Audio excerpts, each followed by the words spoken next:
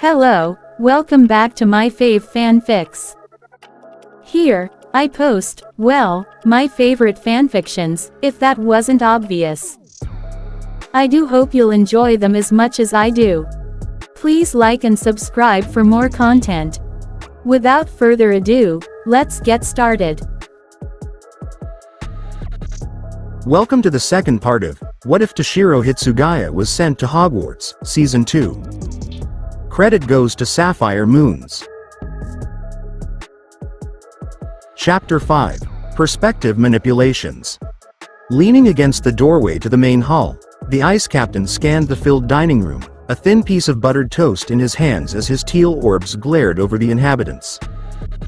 It was the morning which the ice captain had been summoned for his meeting with the ministry, Cornelius and a number of core members to be in attendance, which included Kingsley Shacklebolt and Mr. Weasley. Hitsugaya. Turning at the sound of his name, the ice captain quirked an eyebrow as he met gazes with Black, who neared from behind, his gray eyes stormy as he sighed before speaking. The ministry is not a game to be underestimating to play with, no matter how deluded they currently seem. I am well aware, Toshiro acknowledged, turning back to the dining room which Mrs. Weasley was plating massive amounts of food on everyone's plates. The ministry is not that different from a similar government which I have dealt with before. I appreciate the concern, however, it is unnecessary. Nodding as if expecting this, the fugitive shrugged. I figured as much from you, Hitsugaya. Black sighed, running a hand through his black locks before his eyes grew steely. But do not bring Harry into this. You may have assisted me 2 years ago, but Harry is my godson. I had no intention to do so, Toshiro replied with an indifferent shrug, continuing as he knew it was a confused expression plastered on the fugitive's face, not understanding the captain's thoughts. I merely needed something to steer Mrs. Weasley into not underestimating me and inform her that I am by no means intent to altering my goals. To show that her concern was a nuisance that would cost her. Molly is only concerned for underaged wizards is all. Black sighed, nodding at the captain's words. You are one of them in her eyes, Hitsugaya. She has no reason to do so, Toshiro pointed out, his eyebrow risen as his icy voice hinted with confusion. She does not have a relation to me in any sort. Nor does she have any benefit in doing so. The fugitive looked at the white-haired child before him incredulously. No benefit? Sirius echoed, his voice low. You believe that Molly has to need a reason for benefit to care for others? Quote.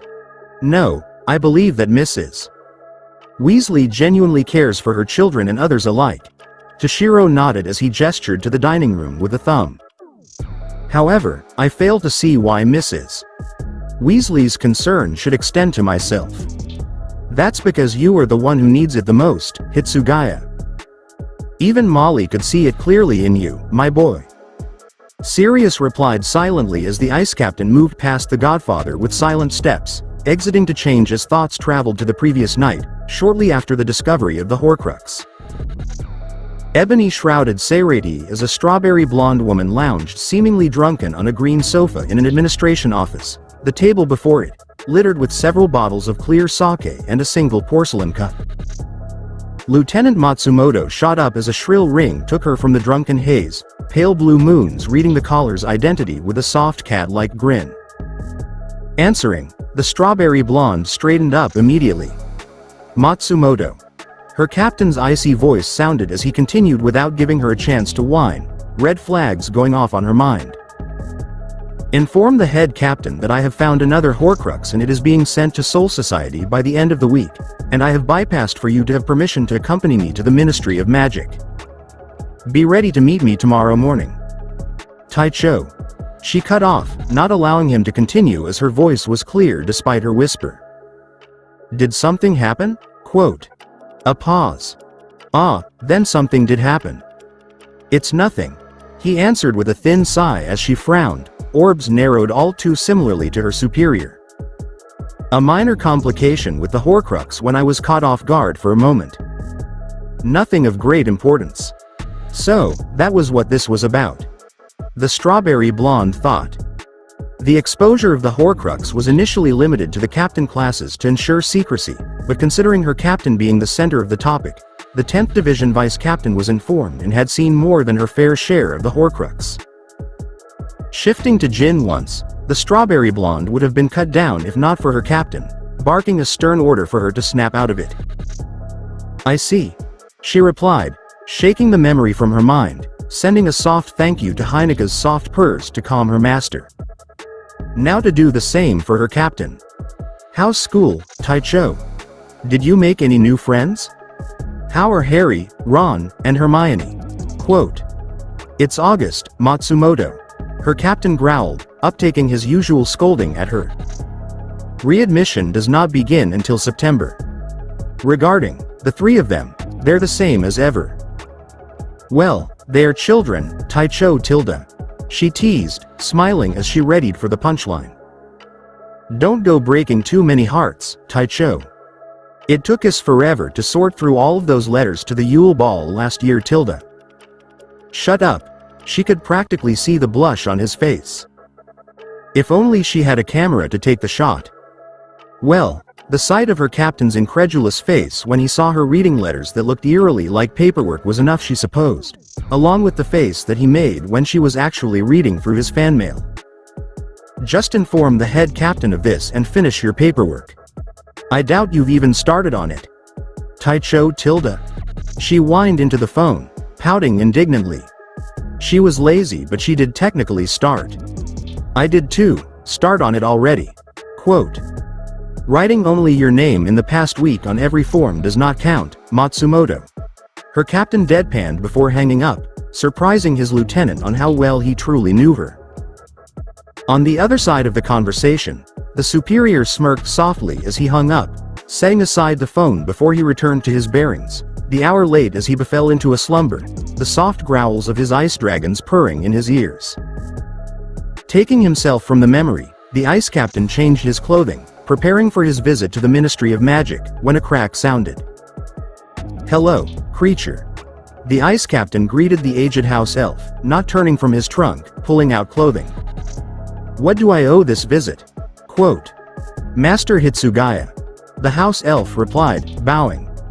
For some reason, to everyone's bewilderment, the normally cranky and irritable house elf was not so much towards the ice captain. And when questioned, the house elf merely stated that his mistress wanted him to greet all worthy guests cordially. Which apparently accounted the ice captain and only him. "Have a seat." The ice captain gestured, pointing to the side table, ready for tea and biscuits, nestled by two chairs. Before the house elf had the voice to refuse, the ice captain cut him off. "I insist and order it to be so, creature. Do not refuse." Nodding, the house elf followed the ice captain obediently, taking up the teacup and a small biscuit before, with a nod from the captain, began to stuff his face, the ice captain occasionally declining with a shake of his head and a nod to his own tea. "I have found out about Master Regulus's locket, Master Hitsugaya," the house elf reported after finishing, closing his bloodshot eyes, almost squinting as he regained some kind of composure. The house elf was aged considerably but held attributes of a stout, hooked nose, folds of aged skin and nearly invisible tufts of white from his bat-like ears, as an elf. His voice was low and gravelly, but the ice captain merely rose an eyebrow at the house elf's words, continuing his report. "Master Regulus had two of them and he couldn't destroy the old one. No matter how hard Master Regulus tried, it wouldn't break. Creature helped and tried everything Creature thought of. But nothing, Creature failed. Then Mundungus Fletcher found it and now the old one is gone. Creature failed Master Regulus." Creature growled as he balled his wrinkled claws into fists, his pointy and yellowed teeth curled in a snarl. "Two?" The ice captain noted as he thought for a moment, Hirenmaru and Sephiroth roused. Why would Regulus Black configure a pseudo-locket and keep the original so unprotected in the House of Black? Perhaps, Regulus Black was confident that the elf was able to destroy it? Sephiroth suggested, his tone questioning. It could be that the former Death Eater had gone rogue without Voldemort knowing. Humming in thought, The ice captain made no reply as Hiranmaru voiced his thoughts.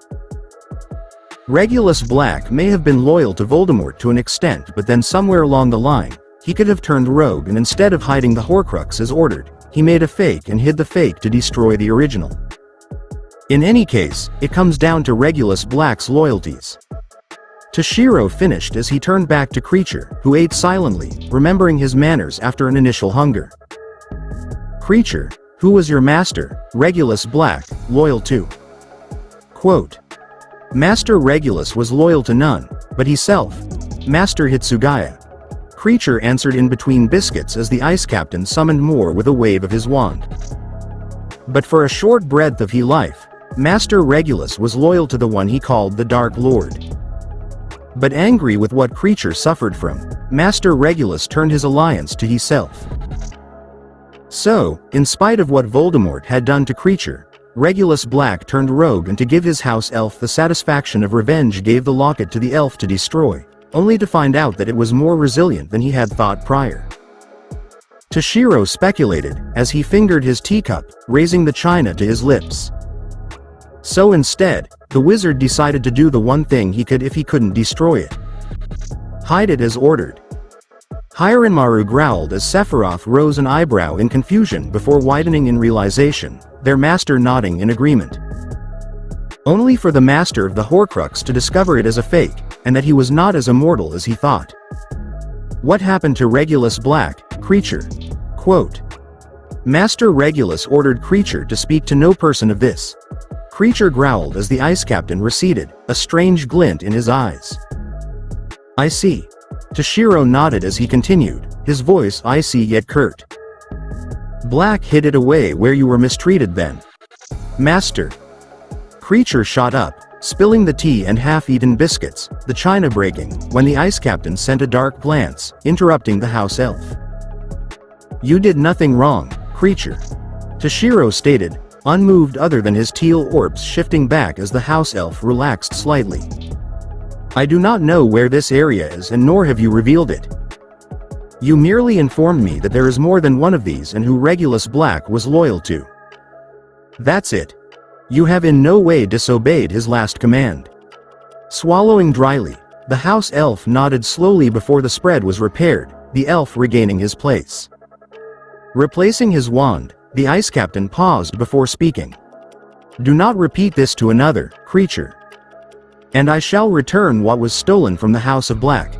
Not seeing the house elf's surprised look, the ice captain snapped his fingers, the tea and snacks disappearing, the elf not protesting. Go. And with a loud crack, the house elf obliged. Dressed in a pressed teal button down under an ebony blazer, the ice captain tied a thin bow at his neck as bronze cuffs gleamed at his wrists, his legs wrapped in ebony as they ended with shoes that were shined to reflect everything within a 100-meter radius of the captain. His white locks messily tamed, the ice captain made no sign to acknowledge his lieutenant, who shunned Pioed into appearance, who winked to her superior with a giggle as he rolled his eyes at her. You look so cute, Taicho. She giggled as the ice captain glared at her annoyedly, dampened by the subtle blush in his cheeks. Focus, Matsumoto. He scolded, clipping Hiranmaru to his back, the blade covering his division insignia on his blazer, as he scanned his lieutenant, nodding in approval of her clothing, not too revealing for the audience they were due for. A marbled tank top hugged her assets modestly as an ebony blazer with their division insignia on the back in white hovered on her shoulders, similar to his own, the sleeves listless as an ebony half-maxi skirt trailed down her thigh, ending with black heels. And as if to add a touch of color, a soft pink chiffon scarf danced at her neck as glossed lips pouted at him, her shadowed pale blue eyes glinting with amusement. Deciding that he would rather not learn what she was laughing about, the ice captain sighed before his eyes hardened, the lieutenant following in suit as she stood before him in full attention, mirth gone. Report, Matsumoto. Sir. She bowed, obliging immediately. The witness is in standby as you have requested. And I shall retrieve her when the meeting is brought to the climax as planned, if needed. Well done, Matsumoto. Toshiro nodded, as he held out a small pouch. Black velvet. The small thing did not appear to be able to hold much of anything, but a sense of danger crawled down the lieutenant's spine as her captain handed her the thing, tied securely and tightly with a silvery white ribbon. "Hold onto this until I tell you to open it. You are under no circumstances to do the same without my explicit order." "Yes, sir." The lieutenant nodded, before looking at the small bag curiously. "What is it, Taicho?" Quote, "A little something that Kuretsuchi and I have created with the help of Urahara." The ice captain merely shrugged before turning to the door, pausing as if to grimace at an unpleasant memory before refining his composure once more. "Did you bring the mirror I gave you 2 years ago?" Quote. Holding up the said item, the lieutenant nodded. The handheld mirror was small, the reflection no bigger than her hand, the handle and silvery frame of thin carvings, encrusted with pale opals. And on the back engraved in a soft pink was a lazing yet lithely dangerous cat, if its sharpened claws were any indication. The ice captain had gifted her the mirror, having purchased the mirror and managed to model the frame to gift her, much to her delight and his suffocation afterward. Pulling out a twin one, the ice captain held up his own. It was identical to his lieutenant's, only was bronze in frame and his was crusted with never-melting ice, 2 menacing dragons, intertwined in the back of bronze in a bone white, the mirror small enough to be hidden yet big enough for its purpose. "You have one too, Taicho?" the lieutenant asked, blinking at her captain. Nodding, the superior explained. "These are called two-way mirrors, Matsumoto. They are magically connected for the owners of the respective pair of mirrors to communicate with one another while being different locations. This way, we can communicate to one another if something goes amiss?" Quote. "Yes, and also to overhear the surrounding conversation if need be," the ice captain replied as he gestured to her mirror. "I have also placed a taboo on the mirrors in case you are unable to reach the mirror." "A taboo?" the lieutenant echoed, narrowing her eyes over the mirror. "I have modified the jinx to transcribe the location of myself or you to each other, Matsumoto, if you say the taboo, or have been in an induced sleep for more than necessary, on the mirrors. This way, if you or myself are impaired in any way, the other will know in the every least where the other is. I knew your gifts were more than just a souvenir." The strawberry blonde chirped, as she held up one fist to the air. "Naneo owes me a drink for this." Quote. "Matsumoto." Toshiro scolded, his irritation growing as he told himself to calm with a thin frown. "The mirror has 2 weaknesses. Firstly, you must be holding and in constant possession of the mirror to work, and the word can only be spoken by you and only you for the taboo to trigger. So, what's the magic word, Taicho?"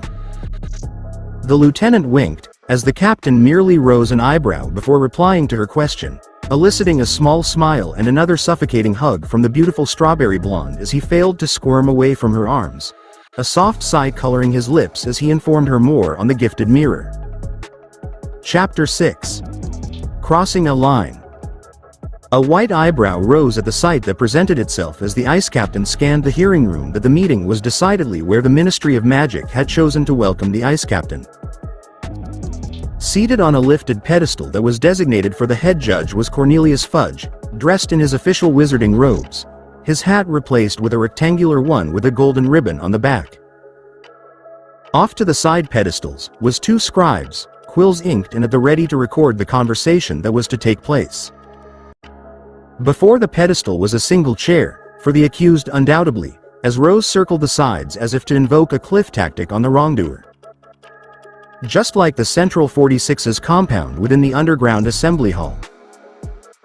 Toshiro noted as wizards and witches alike turned to the ice captain's arrival, all dressed similarly to the minister, in ebony robes and cap, only with silver ribbons attached to theirs.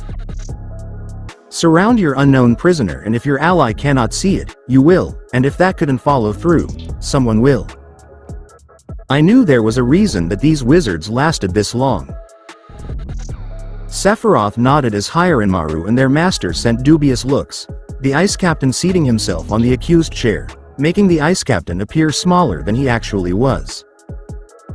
"Welcome, Captain Hitsugaya Toshiro of the House of Yamamoto. Fudge announced as the ice captain bowed, his manners and stance perfect. Due to your assistance and transfer into Hogwarts, many have heard your name and have requested to attend the meeting to greet you. That much is evident, Minister. Toshiro replied icily, his words cold as several members of the ministry flinched. Spotting Kingsley and Mr. Weasley among the back, the captain made no indication that he was here for a diplomatic meeting, instead, turned his cold eyes to the minister. Minister Cornelius Fudge, the head of the Ministry of Magic, do you recall the decree that my grandfather had issued you 2 years ago? The ice captain began, the silence deafening as the minister nodded, his acknowledgement laced with nervous hesitation. Yes. Fudge nodded as he read. As per the agreement between the Eastern and Western Wizarding Worlds, Toshiro Hitsugaya shall attend Hogwarts, School of Witchcraft and Wizardry, and in exchange, the prospect of the future interrelations of the two sides will better and enable a capable future in coexistence. However, the approval of Hitsugaya in attending Hogwarts is only granted with the protection of the heir of Yamamoto. Otherwise, relations will be swiftly cut and the Western Wizarding World terminated in reconcile. Was the original between my grandfather and Minister Fudge, Toshiro stated, before continuing, ignoring the pointed looks from the members of the ministry. However, after the attack of Sirius Black in Hogwarts, I was injured and had been attacked by Dementors as a result of the ministry's insistence of the coil-sucking entities to be present at the schooling facility. Leading to addition of this, Toshiro read aloud as the silence was almost deafening, the only sound the icy voice of the child before them. As a result of the breach of conditions in the treaty, my grandfather has decreed, in exchange of overlooking this, the Ministry of Magic is to not employ the use of Dementors to do anything other than serve them as guards for Azkaban. As they are, Captain Hitsugaya, a woman stated, her blonde locks cut at her jaw, as she spoke, her demeanor similar to McGonagall. The ministry regulates the ranks of Dementors under our watch regularly. I see. The ice captain recoiled, as he turned to Fudge sharply, his eyes narrowing.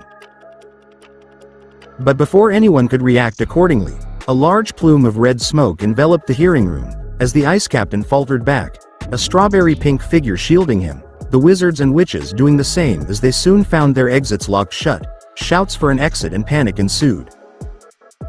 Then as if someone had pushed a pause button, Cornelius Fudge, the minister of the Ministry of Magic, found himself in a deadly silence.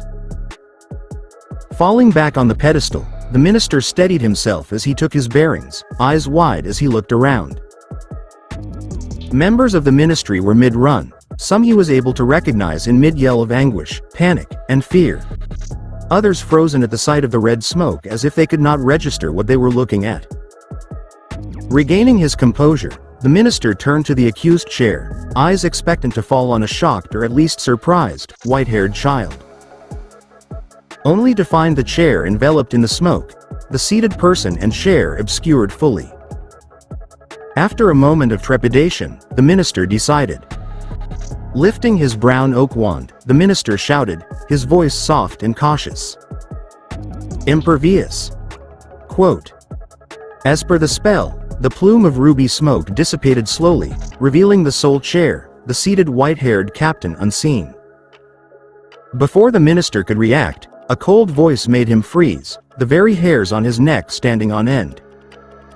You have crossed a line, Fudge. Turning, the minister found his speaker. The ice captain wore a visible frown, his teal eyes as cold as ever. The white-haired child was carried by a young woman that the Minister of Magic vaguely recognized, her strawberry locks hovering over her sharp jawline as just as icy pale blue orbs did the same over him. The duo of the 10th Division's scrutiny, completely unnerving the wizard before them. His legs tucked over her arm as she used the other to steady her superior. Despite his confident and overall indifference at the appearance level, the pause in time had placed a strain on him, thus leading to his order of her may needing the opportunity to carry him much to his chagrin.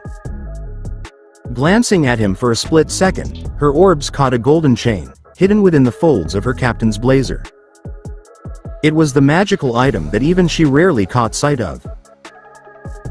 When she was given the report that the wizards had an item that wielded the ability to turn back time, the Gote 13 and the Central 46, alike for once, had their suspicions. And once it was confirmed, the former was wary but the latter was about ready to seal it off as a forbidden item when the report was read. However, but after taking in the report in full, the judicial branch of Soul Society relented, learning that the limit was a mere 5 hours. And never before had a disaster had lasted just 5 hours that they would need to seal off the time turner. And it was not like they could extend the time. As far as they knew. Taicho? Matsumoto bowed as she looked up at her superior with a pointed look, having been ordered to do a series of odd things before she arrived in the dead of night. Pack a set of writing utensils along with parchment with enough food for the two of them for a full day, keep note of where their subordinates were at all times, and when he returned, survey the area for anyone. Of course, only to find none. Entering the empty office, the strawberry blonde found her captain, having just arrived back from his meeting. Unchanged from his appearance other than the scarf on his neck loosened a tad, the white-haired captain acknowledged her with a nod before he spoke. Matsumoto. I am going to test something. Toshiro explained vaguely as he held up a thin shard of ice. Hold this and do not move. Still confused, the lieutenant relented, taking the shard as her captain lifted a golden chain behind his scarf, displaying the time turner that she heard so much about. Watching her captain turn the hourglass once before allowing the fragile thing to spin, the bulbs of time seemed to glint innocently when suddenly rhyme grew on the still spinning hourglass, intertwining with the fragile gold. Odd, the lieutenant looked around the office, as she saw the events of the day bypass her as if fast-forwarded in a film. The two of them working on paperwork hours ago before she had snuck off and he to his meeting, their subordinates entering and exiting with messages and reports to be approved. Then came that afternoon when she had finally managed to drag herself to the office, then her captain entering in the break of dawn, until the office was empty once more, leaving the two of them in silence. With a sudden lurch, her captain faltered slightly, issuing a concerned look from her but was stopped by a gesture that he was fine before taking a moment to issue orders. I'm fine, Matsumoto. I'll meet you at Junranen, at the meadow that we were surveying last week. Use Kyoko to hide your Ryotsu and get yourself there undetected.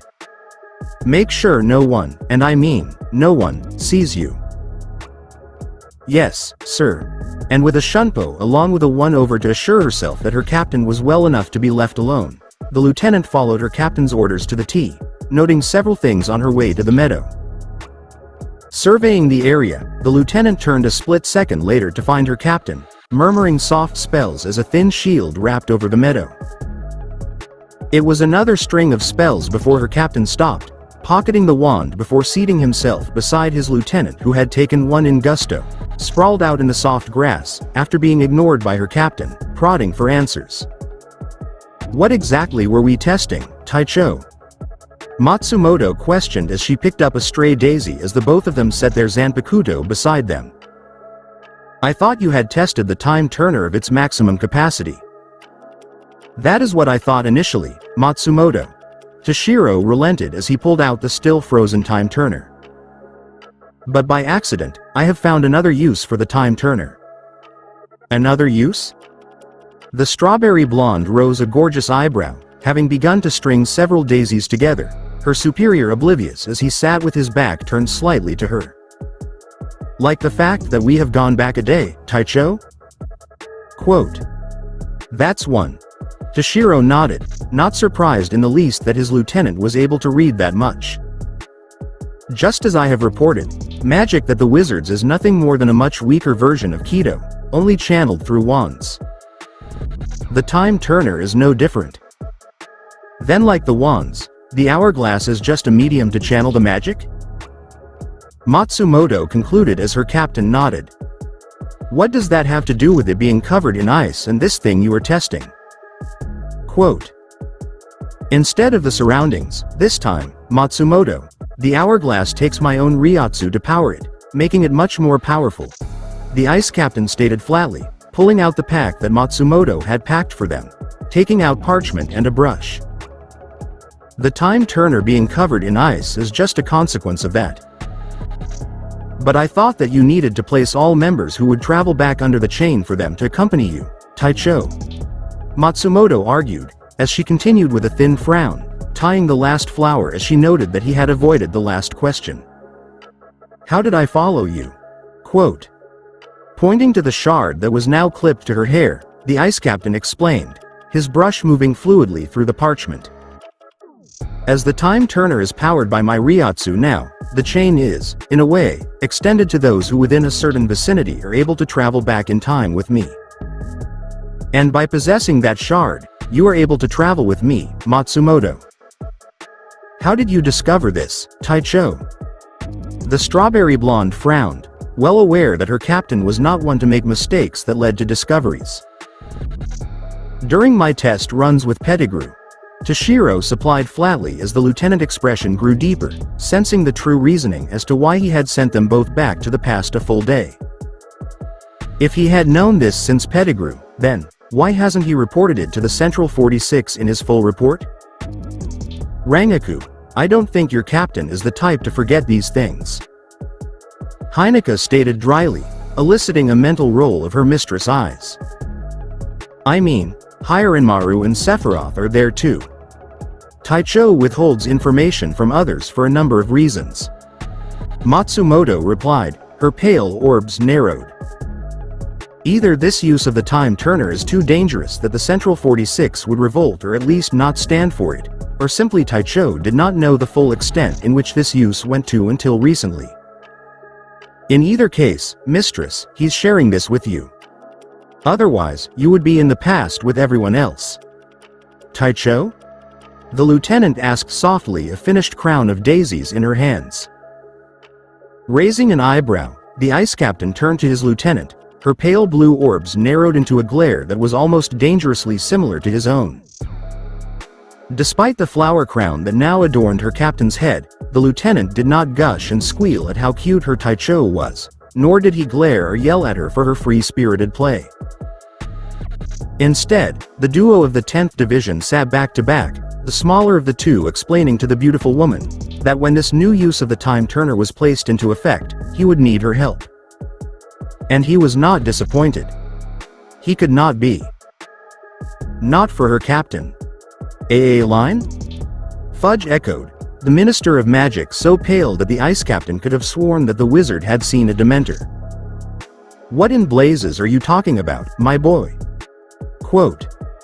I suggest you address me and my superior by our titles, Cornelius Fudge. We are not pleasant enough to allow you to address us otherwise. Matsumoto snapped, her voice uncharacteristically cold as the lieutenant seated her captain in his seat, dispelling the plumes of smoke as she shunned-PO'd behind the minister, preventing him from escape. Having no way out, the minister kept his place, sweat beading down his face as he questioned the lieutenant. Who are you? Quote. Rangaku Matsumoto, lieutenant and second in command to Captain Toshiro Hitsugaya of the 10th Division. The said woman obliged, as the said Shinigami sent the wizard a look that said, you should turn around if you value anything below your waist. Not one to wish castration, the minister turned. Do you know why I have come here, minister? Toshiro questioned. The minister turned to the ice captain, not seeing what others would have seen. No, this boy was no such thing. He was an experienced military leader that had manipulation, smarts, and power all in the whisper of an order, and like that, the captain was by no means scared to use it. The minister kept his tongue. On one afternoon, in Little Whinging, two Dementors appeared. The ice captain stated flatly, his icy voice running chills down the minister's neck as the wizard visibly froze at the words. You, who is aware of our deal as you have displayed earlier, dared to unleash Dementors into a Muggle community to eliminate a 16-year-old boy, who is only guilty of spreading hearsay that Voldemort is back. He is not back. Fudge stated vehemently, his bespectacled eyes dark. I would not interrupt my captain if I were you. Matsumoto snapped, her voice chilling. No matter how you deny it, Fudge, Voldemort, or the Dark Lord as you refer to him is back. The ice captain continued, as his voice steely. And if you will deny that, I will allow you your delusion as of now, Minister. However, you dare to send Dementors out in a Muggle suburb? Quote. Explain. Toshiro ordered as if speaking to a lowly prisoner. The minister made no reply but biting his tongue as he stubbornly refused. So, you wish to have me pry it out of you? Toshiro smirked, making the wizard flinch and his lieutenant tense the slightest bit, the captain relaxing back against his seat. So be it. Fudge attempted to hold back a gasp of fear, unaware of the breath he had been holding. This boy was amused. Amused. That he was holding his tongue. The only other time that the minister had seen such cruel amusement was the chilling laughter that belonged to the Dark Lord when he murdered one after another. Teal orbs narrowed with almost cruel mirth as the ice captain allowed his Ryotsu to leak the slightest bit, pulling the three of them into a temperature lowered to near freezing, puffs of nervous breath crystallizing. Everything seemed to freeze as the ice captain seemingly resigned himself to something as a puff of cold air drifted down his pink lips. I have had enough of your foolishness, Cornelius Fudge, Toshiro whispered, but it was as if he had shouted, as he turned to his lieutenant, whose expression remained unchanged. Open it, Matsumoto, our witness is not needed yet. Taking out the pouch, the lieutenant obeyed as she and the minister turned their eyes on the unveiled Dementor in horror as it hovered over the minister, its greedy and decayed claws outstretched towards the minister, its mouth open to consume his soul, the Shinigami unmoved to the Minister of Magic's pleading. The last thing the minister heard was his own voice, admitting his surrender to Dolores' proposition and sending Dementors after Harry Potter, followed by his offers to reconcile over the propositions with the East, but befell to deaf ears as Matsumoto appeared by her captain's side. Unlike you wizards, we have no qualms or patience for those of you who break our rules. Farewell into Soul Society, Cornelius Fudge. Toshiro chuckled as he watched with his lieutenant the minister of the Ministry of Magic crumple into a soulless body, stilled with his expression frozen in a horrified manner. Nor do we waste opportunities that present themselves for us. Holding out a hand, the ice captain's fingers curled over his recording mod soul phone in a single mod soul. Harry bit back the feeling of resentment in his gut as he watched Mrs. Weasley nod and praise her youngest son for his appointment as a prefect, not to mention Hermione was too appointed one as well. Turning aside from the celebrating, the boy who lived found himself in an empty room in the House of Black, likening the silence for his thoughts. After a short moment, Harry sighed before jumping at the sound of a large thump, green eyes looking around wildly as he raced up the stairs, joined by his godfather, Lupin, and Moody. What's going on? The 16-year-old half yelled in between short breaths. What was that? Quote. I do not know, my boy, his godfather admitted helpfully as Moody growled. Must be the damned boggart that Molly said she'd take care of. Blast. The Auror cursed as the four of them reached the room, swinging open the door. On the floor, Molly Weasley sobbed loudly as bodies of her family littered the floor, her resolve clearly broken as she failed to successfully dispel the boggart's torment. The woman was clearly distraught, her eyes glistened in anguish. Are ridiculous. She tried once more, her voice trembling. A crack, then the bodies shifted. Ron stared listlessly on the ground, skin so pale that he had to be dead. The twins were separated on either side of the room. Fred bowled over a desk, a gaping hole in his chest. George, in the same state, only thrown on a musty armchair like a broken doll.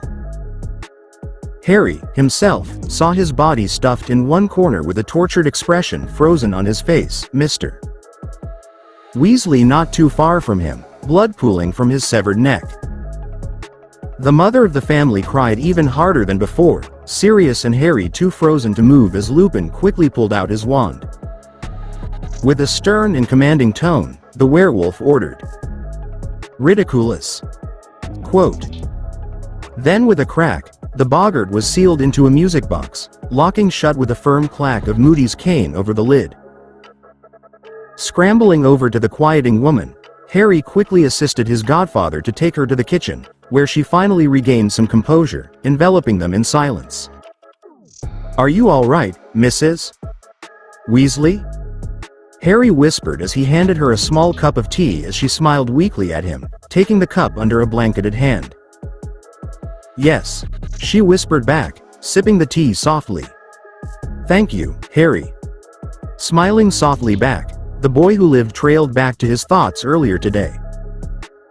His jealousy and resentment towards Ron and Hermione seemed childish now, considering that they would, yes, be busier than ever, but they were still his friends.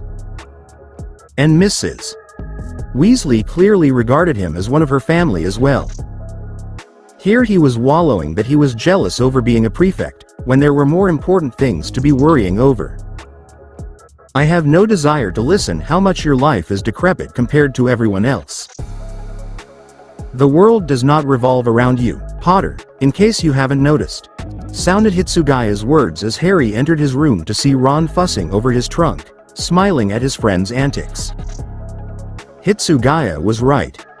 The world did not revolve around him. And if he did not pull himself together, the world was going to leave him behind.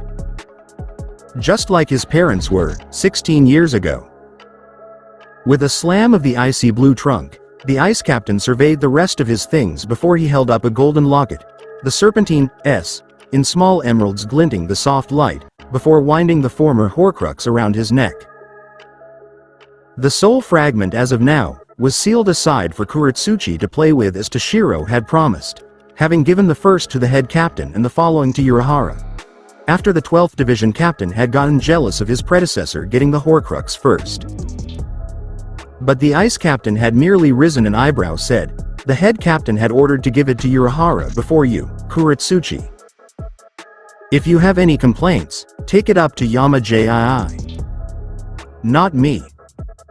Toshiro held back the smirk that threatened his lips at the frustrated silence of Kuretsuchi, before the scientist retorted with a sneer of his white and golden teeth. "Huh, you are more uptight than you appear, Hitsugaya Taicho. I never knew you were such a stickler for the rules." "Not at all, Kuretsuchi." The ice captain shrugged before he PO'd off. That was one of the times that the ice captain found that he could actually be civil with the mad scientist for once. Civil, being not wanting to lop one another's head for a good hour that is. Adding Urahara to the mix, it was a miracle that the three of them had actually gotten anything done. Shaking aside the unpleasant thoughts, the ice captain glanced at his school robes, sighing as his teal orbs glazed over his office, empty and dark, shy for the candle upon his desk, almost always light by nightfall. Matsumoto had been relieved of her duties for the night, the ice captain having made the preparations for her guaranteed slacking that was sure to come for the following year. Having informed Kingsley and Mr. Weasley that he would arrive to the Hogwarts Express by his own means of travel and would rendezvous then, Toshiro held back a sigh as his thoughts traveled back to the prophecy. However, if the Heavenly Guardian were to ascend from the heavens, the Dark Lord shall rise to an even greater reign, over the heavens and world. The servant shall be slain and the Heavenly Guardian faced with a choice, to reap the child who shall vanquish the Dark Lord or to reap the Dark Lord into limbo for his sins. Master, this is not the first time we had heard of prophecies. Sephiroth reminded as the ice captain nodded, narrowing his teal orbs as he shrunk his luggage, pocketing it before he PO'd out of his office. Locking the doors for the night, the ice captain entered his private lab, differing concoctions of potions and ingredients alike around the room, as he came to stop before a text, scanning the title. The Dark Arts. A Legal Companion. Scanning its contents, the ice captain came upon the section that had caught his eye. The Dark Arts violations are not applicable to the following departments of the Ministry: the Department of Mysteries, Committee on Experimental Charms, Ministry of Magic Research Committee, and the very important members of Section M. I.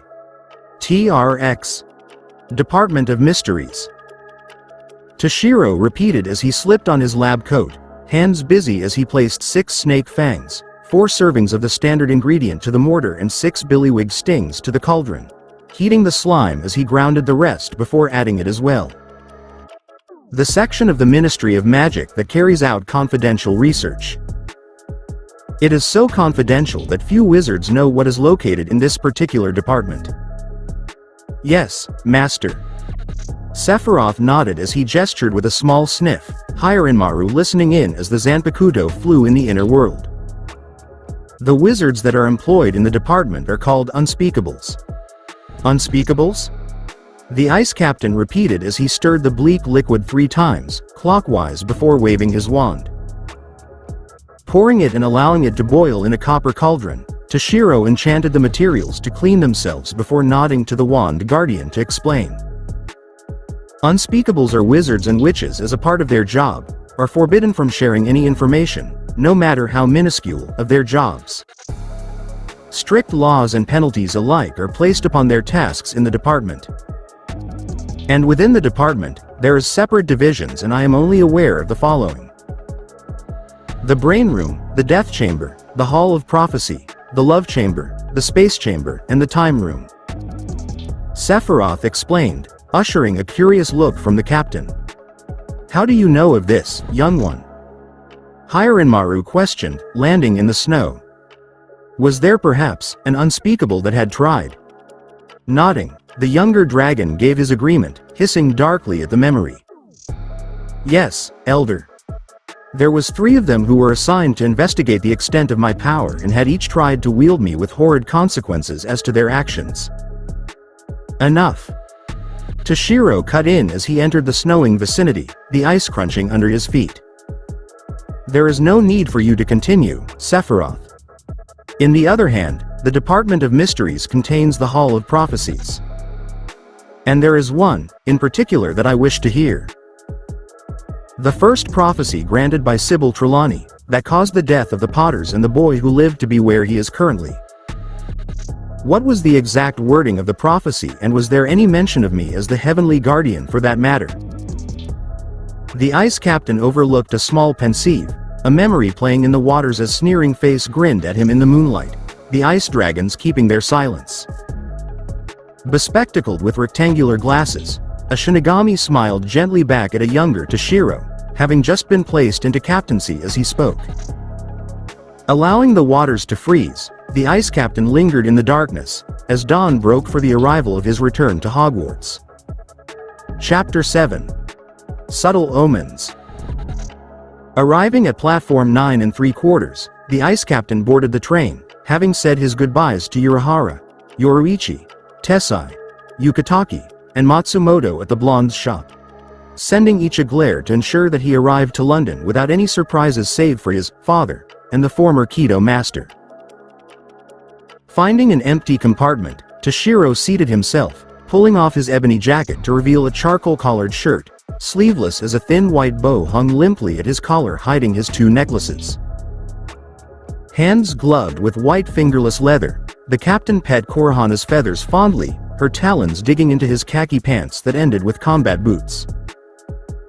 Hiranmaru's transfigured Gigai gleamed in the caught sunlight as the door opened, a girl with dirty blonde hair entering. The locks curled down to her mid-back, as gray orbs scanned the upside-down magazine in her hands, although appeared to be reading, wandered as if distracted as the orbs were framed with faint eyebrows. She wore a purple petticoat that appeared worn over a pair of jeans and appeared to not be wearing any shoes, as plum earrings dangled from her ears. Spotting a cork necklace at her throat, the ice captain merely rose an eyebrow at the girl, noting the light wooden wand at her ear. Unusual was a serious understatement. "Oh, hello," she greeted as she smiled dreamily, her voice laced with slumber and whimsical to the ear. "I am Luna Lovegood of Ravenclaw. Toshiro Hitsugaya. Have you been stolen from Nargles as well?" Quote. The ice captain blinked as he rose an eyebrow. "Nargles?" Quote. "Oh, yes." Luna nodded as she seated herself across the captain at the window, lowering her upside-down magazine that the ice captain read as the Quibbler. "They infest mistletoe and are mischievous thieves, but don't worry." Pointing to her earrings and necklace, she smiled wider. "These keep the Nargles away, although my shoes have been taken just like your hair color." But don't fret too much, they'll give it back when they're done playing with it, just like the Slashguilders that Fudge has. I see. Toshiro replied as she resumed reading her magazine, still upside down. I have a feeling that Nargles and Slashguilders are imaginary, Elder. Sephiroth blinked as Hiranmaru nodded, as the two dragons were just as baffled as their master. Setting aside the matter that was Luna Lovegood, Toshiro merely sighed as he pulled out a set of reports, reading as silence enveloped the compartment. This way, Neville, Ginny. Quote. I'm coming. With a slide of door, the ice captain found Harry, Neville, and Ginny entering the compartment as they greeted the captain, who merely nodded at each before exchanging introductions with Luna, who had given the others the same impression as she continued to read the Quibbler upside down. Ignoring the overall conversations, the ice captain merely continued his paperwork, editing Matsumoto's curly and cute script with a small frown. It was 20 minutes in, after the Hogwarts Express had left the station, that Hermione and Ron had made their entrance in Harry's absence, having gone to the restrooms as both sported displeased frowns. Spotting this, Neville mirrored their expression before asking, "What's wrong?" Quote. Guess who's the prefects for Bloody Slytherin? Ron spat as he huffed on the seat beside his sister, who sat with Neville and the captain, as Hermione and Luna took the other. Malfoy and Pansy Parkinson. Hermione grumbled under her breath as the ice captain rose an eyebrow at the names before returning to his work. This is not going to end well. What is Professor Dumbledore thinking, assigning them as prefects as well? Quote. Interesting choices of prefects. Yes, Granger. Toshiro nodded as he looked up at them, all eyes on him as he spoke. But not exactly enough for you to be asking that question in such a way, Granger. And why is that? Ginny asked, her blue eyes curious as all turned to the captain, who shrugged. Power balancing, Weasley. Toshiro replied, as he gestured with his chin to Hermione and Ron. Your brother and Granger are the prefects of Gryffindor this year, granting them to allow Potter and the rest of you some authority and, therefore, leeway. And by default, seeing as the three of them being friends is not exactly secret, there are going to be several persons displeased with that. So, to appease these and allow your brother and Granger to be prefects, so do Malfoy and Parkinson. Then why not, Ari and Myone as prefects, Gaia? Ron cut in as he sent a thumb at the direction he had come from. Why am I one? Quote. Think for a minute, Weasley. Toshiro retorted as he sent a risen eyebrow. Which is worse, Potter and Malfoy in the same compartment, or you and Malfoy in the same compartment? Quote. Even Ron paled at the thought of his best friend in the same compartment as the blonde git of Slytherin. That was not going to end well at all. At least he had lasted 20 minutes with the git, and that was with Myone sending him a glare every once in a while to discourage him from retaliating with his mouth. He didn't want to think about what would happen otherwise. Point taken. Ron mumbled as he flopped on his seat, groaning that he was going to escort the little midgets called the first years as Harry entered, Ron filling him in as the captain ignored them once more, when a Ryotsu neared the compartment. Speak of the devil and he shall appear. Toshiro rolled his teal orbs as the Zanpakuto and Wand Guardian shrugged, almost indifferent toward the blonde and the current predicament. At least it will be interesting, Master. Sephiroth nodded as he continued. Although, Potter seems to be a bit more irritated than usual, considering the years he's had dealing with this other boy. It is an expected reaction, young one. Hiranmaru said as he elaborated. The boy is not informed of anything, and yet he has proven himself more times than one that he is capable, even though it is just barely. Not to mention that he is young. If he is not led well and will not do so well himself, then he will not last in. Then he will be the soul that I will reap. Toshiro finished, as he sensed Malfoy outside the door, glancing at Potter. Whether I want to or not. Well. A snide voice entered, as the captain sighed. the only one not surprised by the blonde's presence as he appeared with his two muscles. "I'm surprised the Ministry's still letting you walk around free, Potter." Malfoy sneered as Potter gripped the cushion of his seat, lips pulled to an immediate frown. "Better enjoy it while you can." Giving the boy who lived a one-over, the blonde continued, nearing the black-haired former. "I expect there's a call in Azkaban with your name on it." Snapping, Harry lunged for the blonde, only to have Ron hold him back as Malfoy dodged, glancing at Goyle. "What'd tell you? A complete nutter. Just stay away from me," Harry shouted, as the blonde scoffed, exiting the compartment with Goyle and Crabbe following. "It's only Malfoy," Ron amended as he caught a look from the captain. "What did you expect?" Quote. Standing, Toshiro allowed Korhana to perch on his shoulder as he made his way out of the compartment, too stuffy for his taste. Sending a glance at Potter to which caught his eye, the ice captain sighed before he spoke. "Calm down, Potter. You will do no one good by getting angry over Malfoy." "Hitsugaya's right, Harry." Hermione started as he exited, not wanting to hear any more as he made for the end of the train to where he found a Ryotsu that was one that he had found a mere moment ago. "This is going to be interesting," Toshiro thought as he opened the door at the end of the main hall of the train, joining Malfoy out into the cold night air. "Hitsugaya," Malfoy greeted as the ice captain merely nodded, reciprocating. "Malfoy. A noisy bunch of nutters, aren't they?" The blonde smirked as he continued, the ice captain sending off Korhana with several burdens, the white owl taking off. "Until when are you going to need to play supervisor, I wonder?" Quote. "As long as it is advantageous."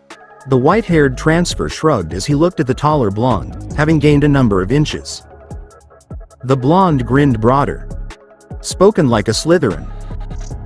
"Then what a waste I must be," was the wistful answer Toshiro replied as the transfer turned, returning to the interior as Malfoy smirked, as if knowing something that others did not while the captain appeared as if he could careless, neither looking back at the other.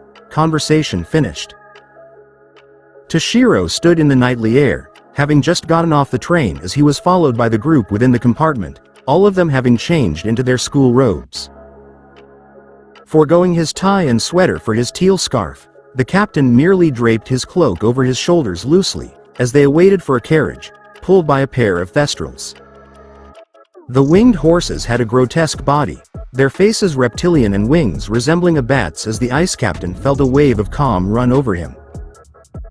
The horse had bony figures and almost dragon-like faces, their lustrous orbs glittering as they lacked expression and pupils.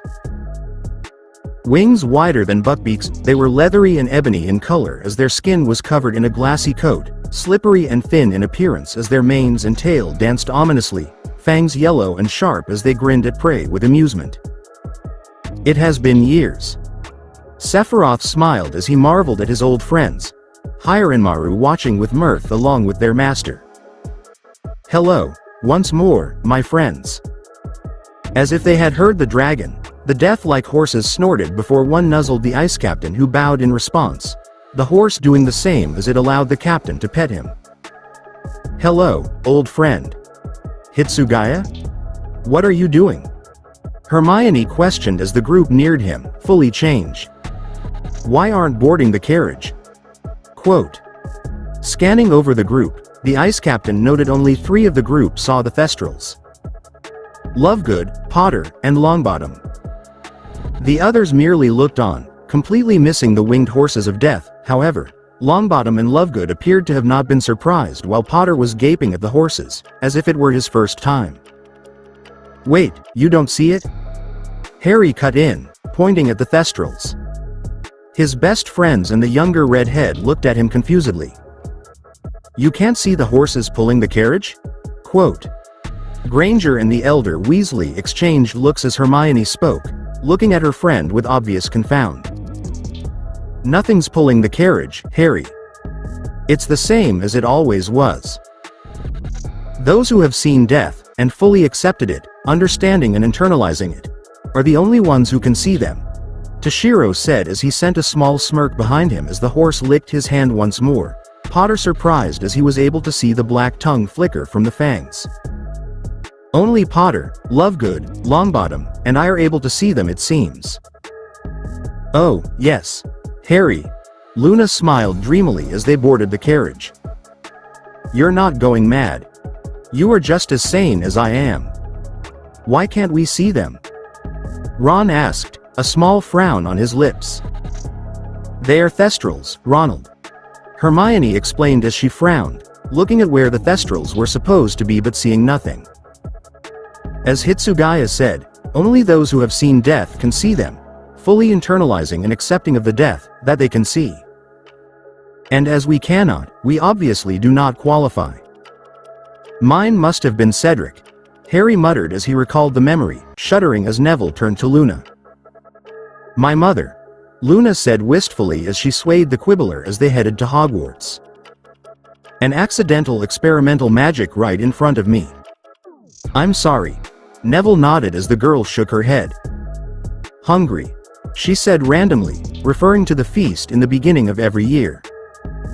I hope there's pudding. And there was, to the Ice Captain's distaste, never caring for the thick dessert as he sat at the Gryffindor table, all seated to welcome the new students to the halls of Hogwarts, revealing a beat-up wizarding hat that appeared more battered for wear and had seen better days in the past. But nonetheless, the Sorting Hat sat up, his wrinkled and frowning face dark as he broke out into song. In times of old, when I was new, and Hogwarts barely started, the founders of our noble school thought never departed, united by a common goal. They had the selfsame yearning to make the world's best magic school and pass along their learning. Together we build and teach, the four good friends decided. And never did they dream that they might someday be divided. For were there such friends anywhere as Slytherin and Gryffindor? Unless it was the second pair of Hufflepuff and Ravenclaw. So how could it have gone so wrong? How could such friendships fail?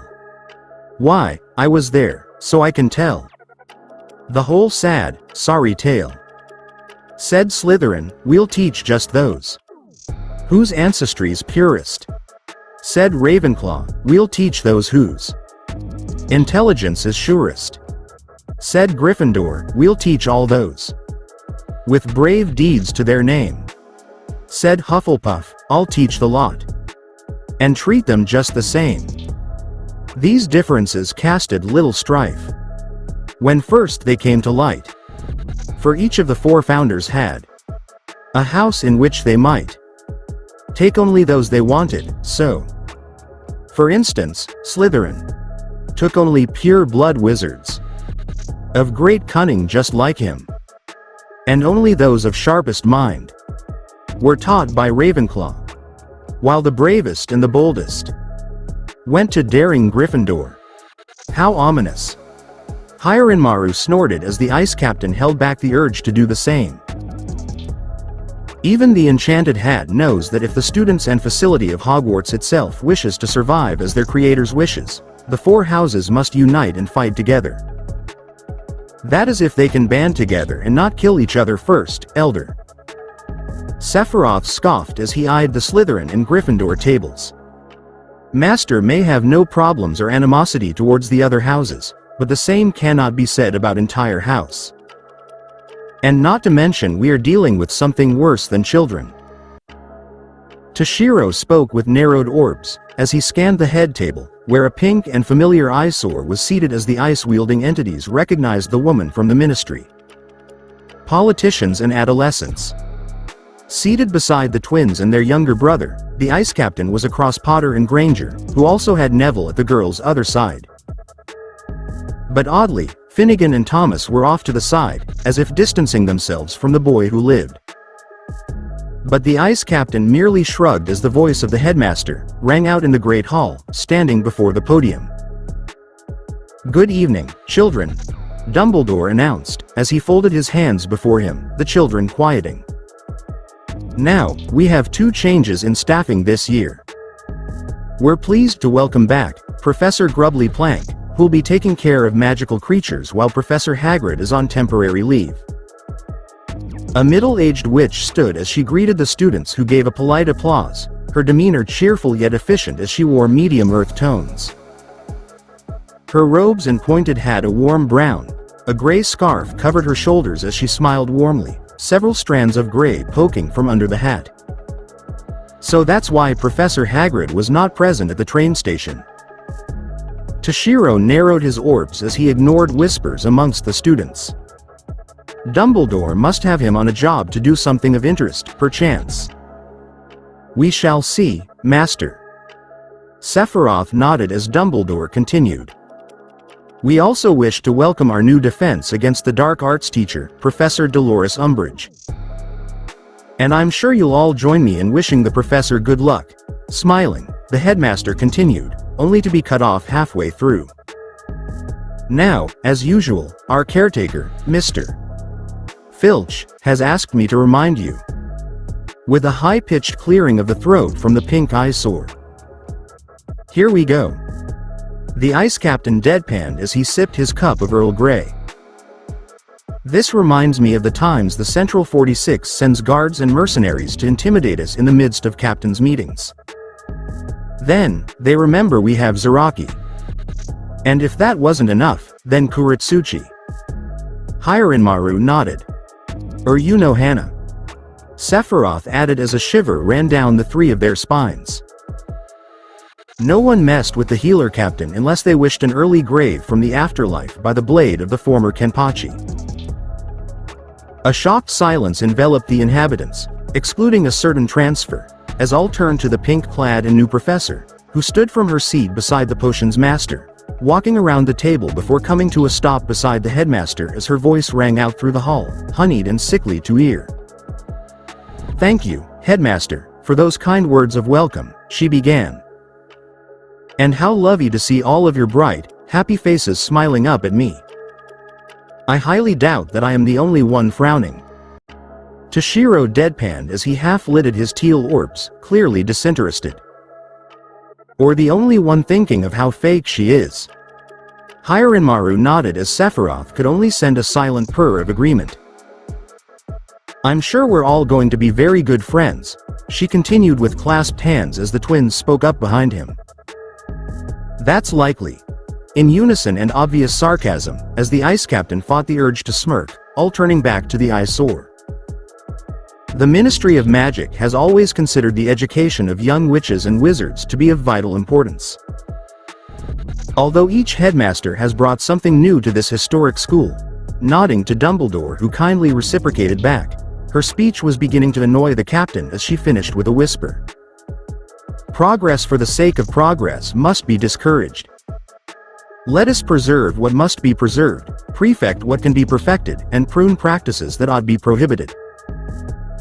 Walking back to her seat, the new professor seemed pleased with herself as the students gave a hesitant applause, the headmaster taking over once more. Thank you, Professor Umbridge. That really was most illuminating. Illuminating? Ron huffed, as he stabbed a piece of steak with his fork. What a load of waffle. What's it mean? Harry cut in, confused as the ice captain turned to them, the group looking at him as he did. She is of the Ministry of Magic, Potter. Madam Undersecretary, Dolores Umbridge, Toshiro stated as he gestured to Umbridge. Taking that and what she's said. It means the Ministry's interfering at Hogwarts. Hermione finished as the captain lowered his cup, the words of Dumbledore echoing behind them. Exactly. The ice captain thought with a hidden smirk. Now that I have taken the figurehead before the curtain, now, for the puppeteer in the sidelines. Toshiro Hitsugaya felt a wave of nostalgia loom over him as he stood before Dumbledore's office, Snape and McGonagall in the tow. The office was unchanged in the content, just as messily organized as the ice captain could remember, as the headmaster seated himself behind his desk with a soft sigh.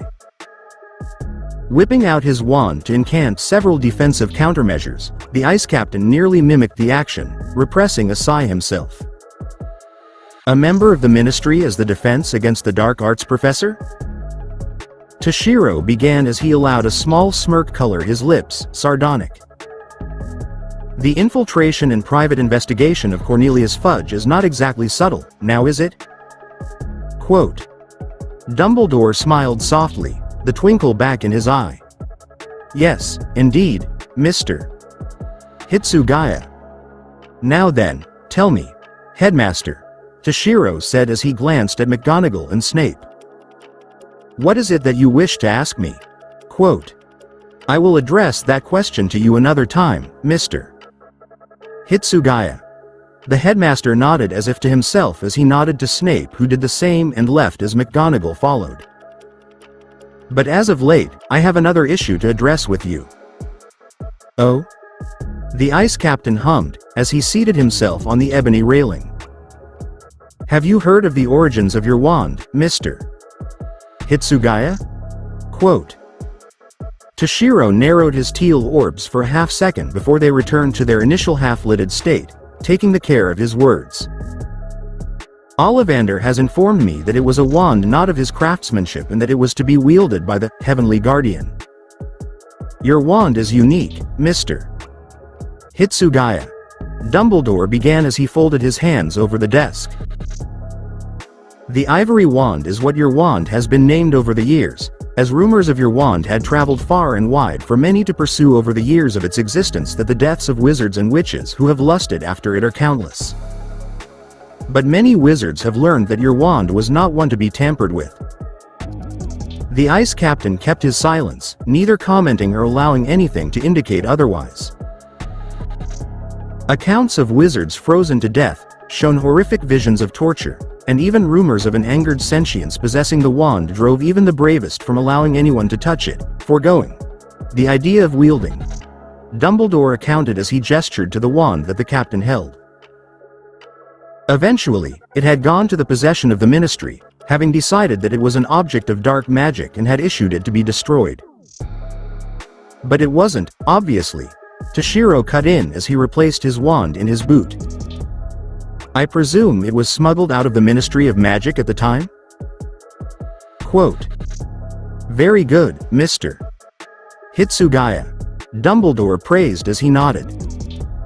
An unspeakable, by a name which is lost to time, had smuggled your wand out of the Ministry, where it had remained lost until its emergence under the watch of Ollivander, until your entry to his shop, my boy.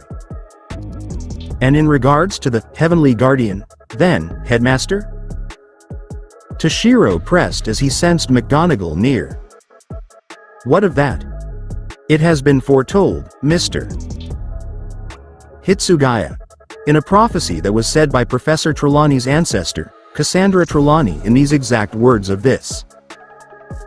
The one who is heralded as the Heavenly Guardian descends upon the earth. Cold and merciless as death surrounds him as he watches over the Dark Lord and the one who shall vanquish him. To the very end, only the Heavenly Guardian shall be the one who will determine whom shall be reaped, and with his decision, the Dark Lord shall reign the three worlds, or shall raise in the depths of history. You were aware of this, Headmaster. The ice captain stated as the headmaster nodded. Do you believe of this prophecy, Headmaster? Toshiro questioned as he merely rose an eyebrow. Do you believe that my decision as this Heavenly Guardian shall determine the death of Harry Potter or Tom Marvolo Riddle? Quote. Cassandra Trelawney is known for her seer abilities, Mr. Hitsugaya. The headmaster replied as the ice captain merely nodded. But prophecies are what you make of it, not what they could or could not state. Interpreting any single prophecy can result in many combinations and permutations alike, Mr. Hitsugaya. Forgive my skeptical nature of the art of divination, Headmaster. Toshiro dismissed as he gave a look to the sorting hat, perched on a stone shelf. But consequences are the results of our choices, Headmaster. And if I would have to make this choice, I will bear their consequences, that is all there is to it. The headmaster smiled sadly as he nodded, dismissing McGonagall and Snape with a small smile. Then will you hear me out on this, Captain Hitsugaya? Quote. Raising an eyebrow at the mention of his title, the ice captain nodded. Chapter 8. Back to school. Returning to Gryffindor Tower with McGonagall escorting him back, the Ice Captain, thanking the Transfiguration Professor for supplying the new password for the house. A dark Reiatsu entered the captain's mind as he suppressed a mental groan. Flicking out his wand and unsealing his Reiatsu a bit, the captain entered the dormitory, finding a dreaming Harry in the midst of a nightmare. Horcrux. The Ice Captain labeled the boy in midst of a nightmare, as he hid his wand, spotting Ron, the only one who was awake, staring aimlessly as the captain spoke. Weasley. Looking toward the captain, the redhead flinched before relaxing, both turning to the slumbering boy who lived. Hitsugaya, what are you doing out so late? McGonagall talking to you about your appearance. Quote. The question of the Ice Captain's unchanged appearance had come up at the carriage as the white-haired transfer merely supplied the same explanation that he had given the headmaster and Snape, deciding that discrepancies would only lead to more trouble, even though he had made up the concept at the spot. Even though he cared to look at the situation at every angle, there was things that he too missed, but that did not mean he did not take precaution into when he did commit them. Nodding to Weasley's question, the captain changed into an ebony hakama, before glancing to Harry. Catching the glance, the redhead merely shrugged. It happens often enough. But mate's a bit touchy bout it. Merely humming in answer, the Ice Captain pulled his curtains, allowing them to separate him from the rest of his dorm mates, sealing them with a snap of his fingers as he transfigured Hieronmaru to his blade Gigai, the Ice Captain falling back into the bed, his blade and wand within mere inches reach as he pulled out his Mod Soul phone, dialing the head captain. Ignoring the small burst of Potter's Reiatsu, which was a bit more twisted with the dark Reiatsu than usual, the Ice Captain merely sighed, as he gave his report. Hitsugaya Taicho. The head captain's commanding voice echoed as the Ice Captain spoke with swift reply. Has there been any change in your mission? Quote.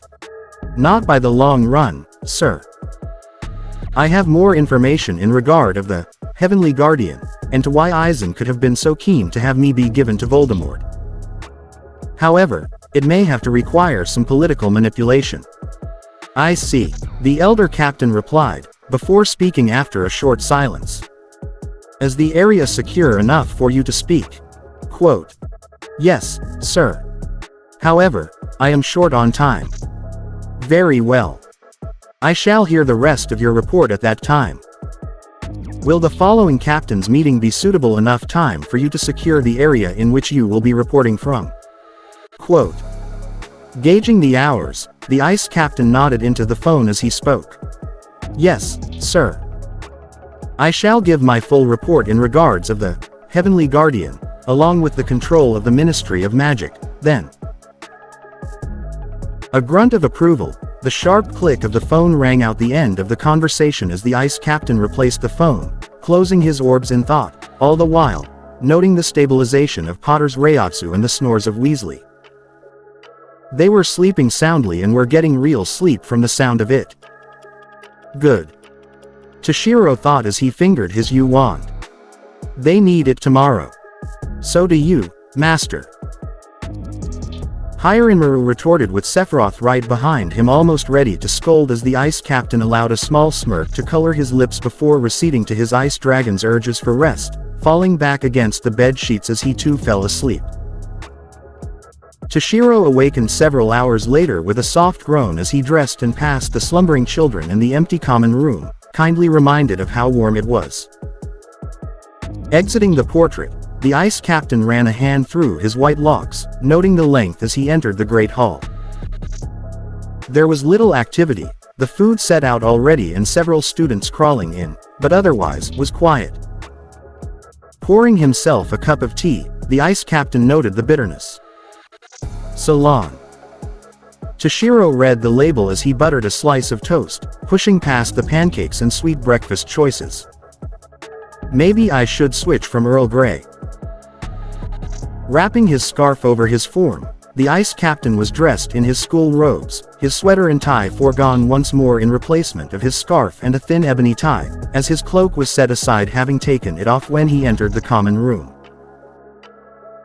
A soft chirp took the Ice Captain from his breakfast as Korihana landed before him, a single letter on her beak as the captain rewarded her with some dried berries as she picked at them with as much dignity as Elle could muster. Unwrapping the envelope, the ice captain pulled out the parchment, reading the contents before a small smirk crossed his expression when a dreamy voice spoke, having just arrived to the hull. "You look scary, Hitsugaya," Luna noted, as she still wore her plum earrings and cork necklace in her Ravenclaw robes, the magazine folded in an odd angle in her hands.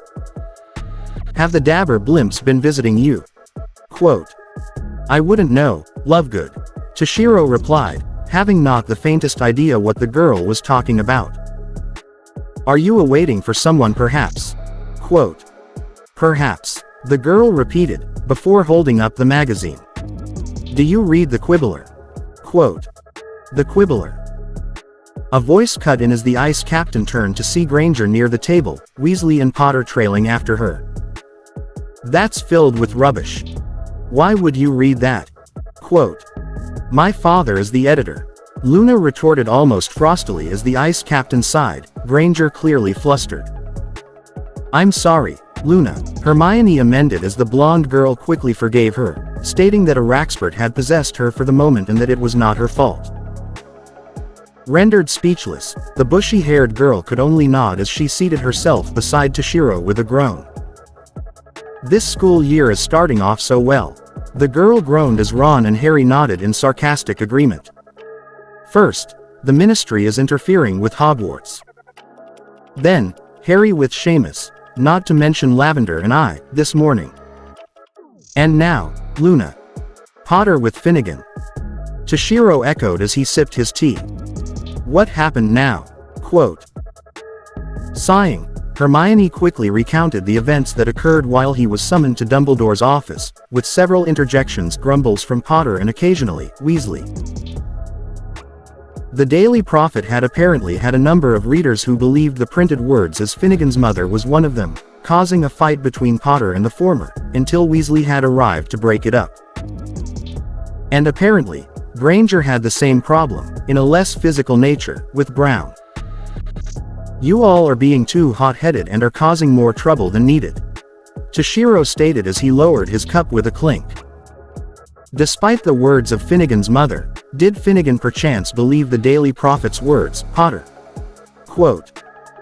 Harry shook his head, replying he did not know. "Then I presume that he had not argued back until you insulted his mother," Toshiro conjectured as he continued, noting a presence behind the three.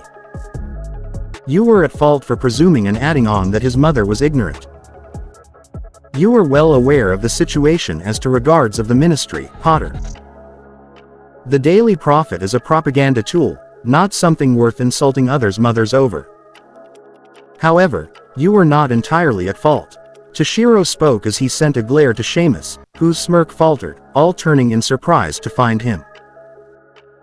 "Finnegan, as a witness to the events of the previous year, you should have known or at least thought better to have mentioned that to Potter.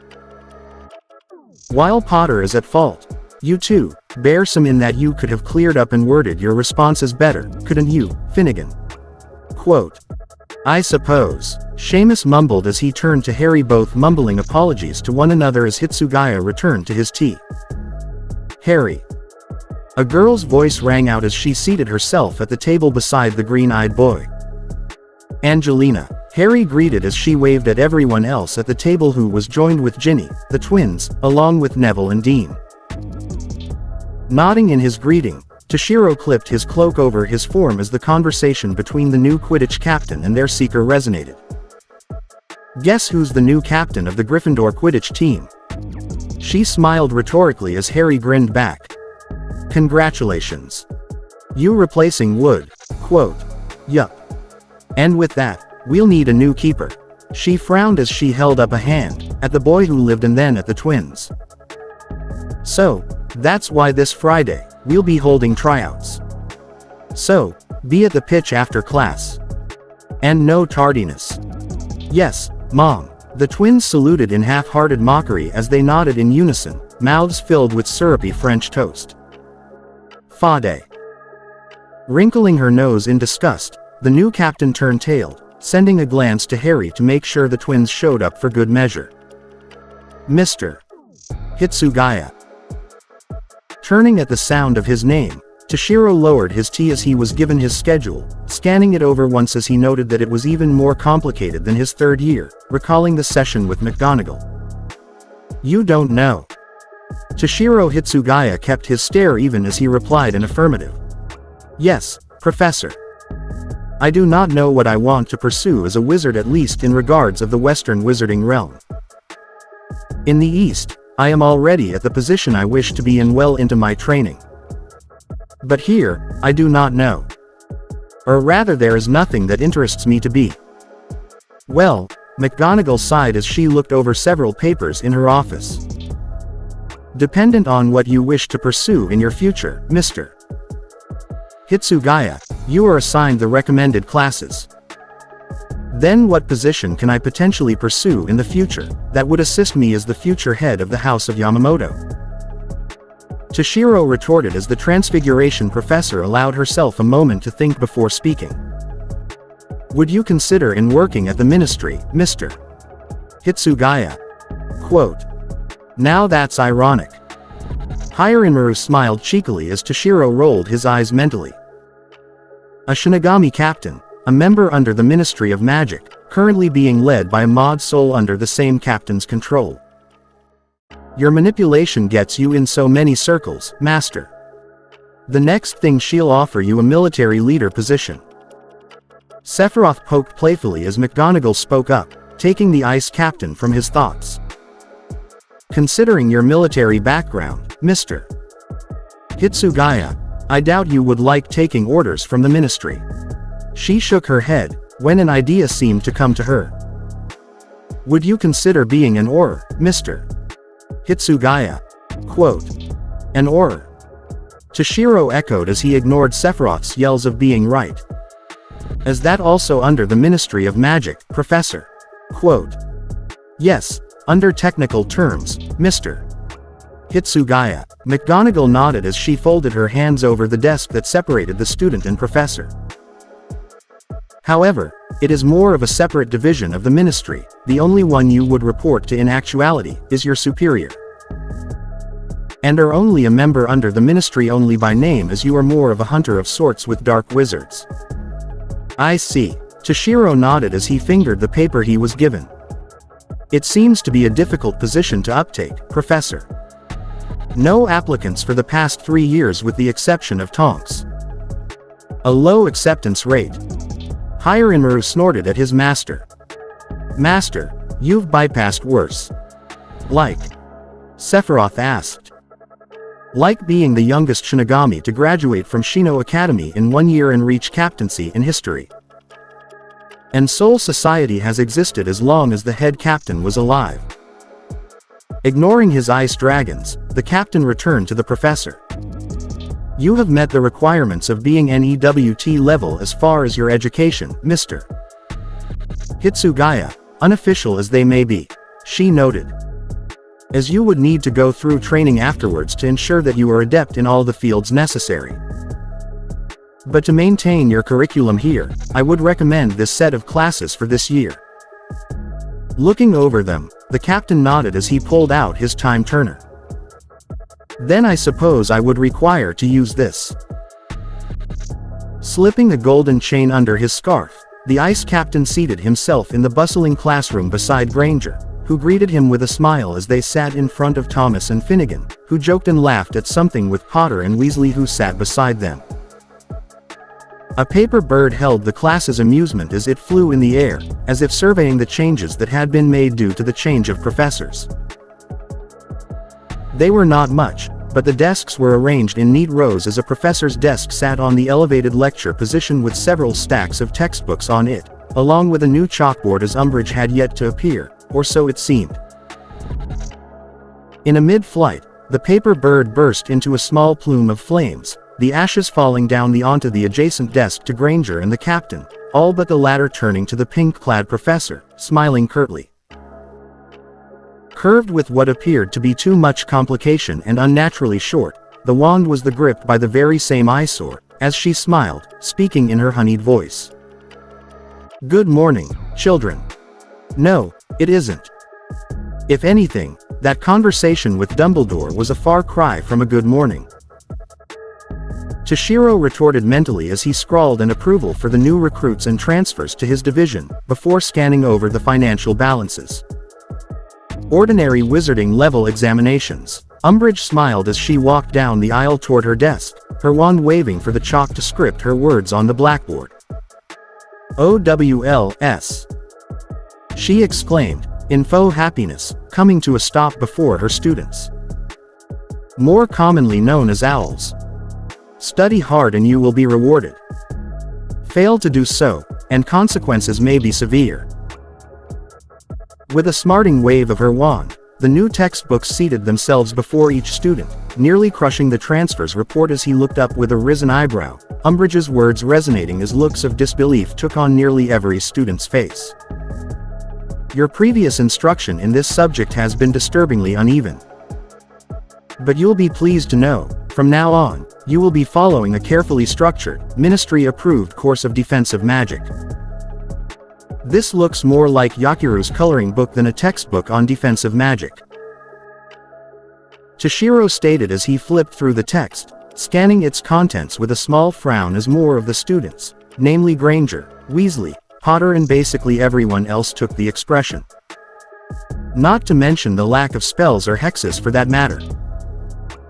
Apparently, Granger was not one to stand for it, as the bushy-haired girl rose a hand with a glare to accompany it. Yes. Umbridge called, her voice inked with an innocent twinkle, appearing to not notice the squint in Granger's expression. If Toshiro recalled it correctly, the black-haired Kurosaki had called it, the stink eye, look. There's nothing in here about using defensive spells. Quote. Using spells. Umbridge cried, her frog-like face incredulous and almost scandalized at the thought as she laughed nervously. Well, I can't imagine why you would need to use spells in my classroom. That's like saying there shouldn't be any ice in my inner world because it's too cold. Toshiro deadpanned as he ignored Hyarinmaru and Sephiroth's bursts of laughter at the incredulousness of the thought. That is just plain idiotically and moronically absurd. We're not gonna use magic. Ron questioned, his facial expression eccentric as if he was trying to clarify that the pink eyesore just said what she had just said. You'll be learning about defensive spells in a secure, risk-free way. Umbridge assured as the ice captain held back the urge to snort. Your teaching methods will last you 5 minutes in the battlefield of Soul Society, Umbridge. And that's us being nice. Toshiro scoffed, shoving aside the textbook as he returned to his paperwork, before pausing to add an afterthought. Along with being oddly generous that day, depending if we are going to cut you down ourselves from behind or not. Being nice is in letting her waltz into the battlefield like that, not even letting her know that you've already prepared the burial rites whether luck or generosity is involved or not. Hyarinmaru bantered playfully as Sephiroth shrugged. At least, Master was kind enough to do that. I'm not that merciful. Yukatake might, but I think even he would be hard-pressed to do that. Toshiro retorted, as Potter's voice cut in. What's the use of that? The green-eyed boy scoffed, as he sent a glance to the white-haired transfer. If we're attacked, it won't be risk-free. Students will raise their hands when they speak in my class. Umbridge turned away, as she spoke, her voice struggling to be honeyed and sweet as she faced them once more. It is the view of the ministry that a theoretical knowledge will be sufficient to get you through your examinations, which, after all, is what school is all about. You haven't been to Shino Academy, have you, Umbridge? The ice wielder asked rhetorically, as the captain continued his survey of the applications. Theoretical knowledge is non-existent. Only commandments of how to survive and make your death in consideration of others, resorting to any measure needed. Medieval times were so much simpler. Sephiroth agreed, as he shook his head. Survive, and keep your wits with you as you do, and if you can't, then at least the plants will find you useful. Compost. Hyarinmaru supplied, as Sephiroth nodded. And how's theory supposed to prepare us for what's out there?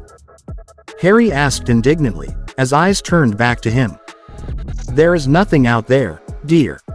The eyesore. Toshiro found this nickname becoming more and more fitting. Her face was practically about to rip open from the smiles she was forcing out. Smiled, as her face turned mockingly inquisitive. Who do you imagine wants to attack children like yourself? Quote. Oh. I don't know. Maybe, Lord Voldemort. Harry supplied with just as much mockery as the classroom silenced dramatically, glances sent between the trio and the captain, the Daily Prophet readers, and the fellows in between the nonsense. Now, let me make this quite plain. Umbridge smiled forcefully, trying to regain what little control of the classroom she had left, looking at individual students' faces. You have been told that a certain dark wizard, gee, who can that be, master? Ow. Elder. Is at large once again. This is a lie. Umbridge pressed as she came to a stop at Harry's desk. It's not a lie, Potter protested vehemently, as he met the frog professor's glare dead on. I saw them. I fought him. Detention. Mr. Potter. Dolores Umbridge declared as she briskly walked back to her desk, Potter shouting behind her as the ice captain watched with an icy glare, seemingly unmoved. So, Cedric Diggory just dropped dead of his own accord. Quote. Cedric Diggory's death was a tragic accident. The defense against the dark arts professor retorted as she tried to force another smile, but was faced with a supplicant from Harry, sharp and biting. It was murder. Voldemort killed him. Enough.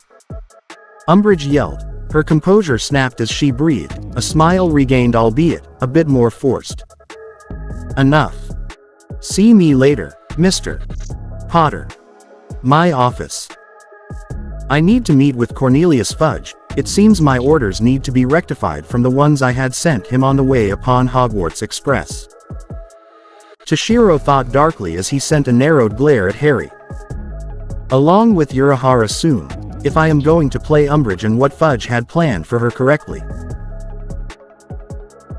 Toshiro seated himself in the Great Hall, having finished giving the head captain his report right after classes, receiving a headache in courtesy of Zaraki and Soifin, this time, arguing on how they should execute a particularly annoying murderer that had apparently been a great swordsman and had killed a number of Rukongai residents before he was apprehended. Zaraki insisted on letting him have a go at the murderer, while Soifin argued that it was under the authority of the Onmitskido. After a declaration that the murderer had died an hour after they began to argue by a report of a subordinate, the ice captain was just about done with this day. Hitsugaya. Are you feeling all right? An icy teal gaze met a concerned brown look as Toshiro nodded, hiding his surprise of seeing the latter as he had seated himself at the end of the table, sighing as he spoke. Ever since this morning, Longbottom, let's just accept that my day was not the most splendid of days. Join the club, Harry said dully as he seated himself, Ron and Hermione on the toe, all three of them ignoring the whispers and remarks directed at the half-blood.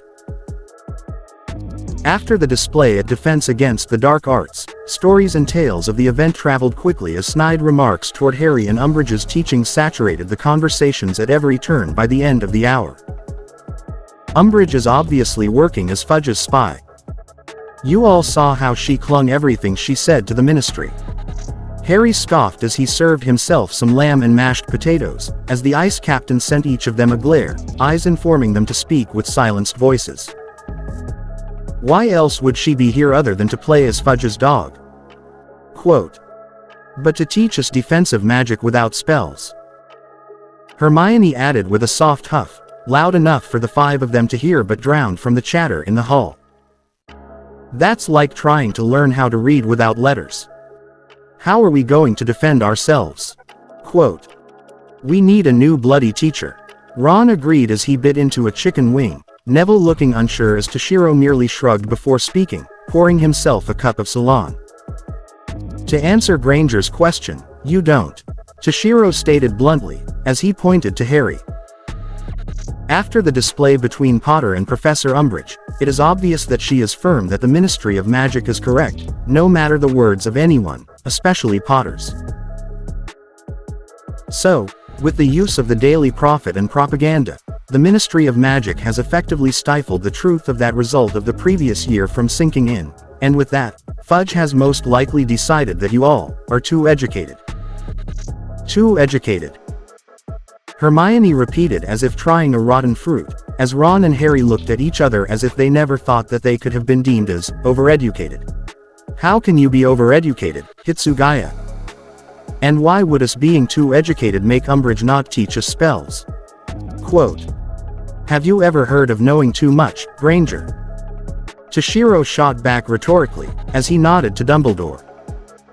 With Potter's spouts, Fudge has deemed him a threat and the ones protecting him as one, and therefore, will do anything to interfere with him. Including with cutting off your education. And you know this how?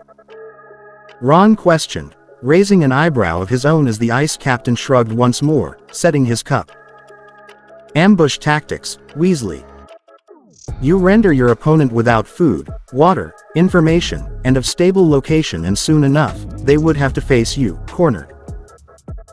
Having deprived of necessities and possible disorientation is simply a bonus. Spoken like a true ice captain. Nay, Hitsu-chan. Chapter 9. Personal agendas. Spoken like a true ice captain. Nay, Hitsu-chan. Quote.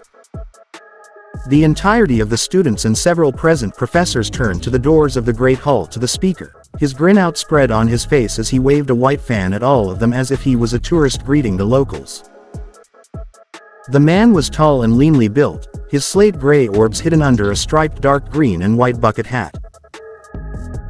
White blonde locks framing his face as stubble colored his chin, his robes a dark green under a coat that had black diamonds, his feet sandaled with geta, clanking in the stone of the school. Way of destruction. No.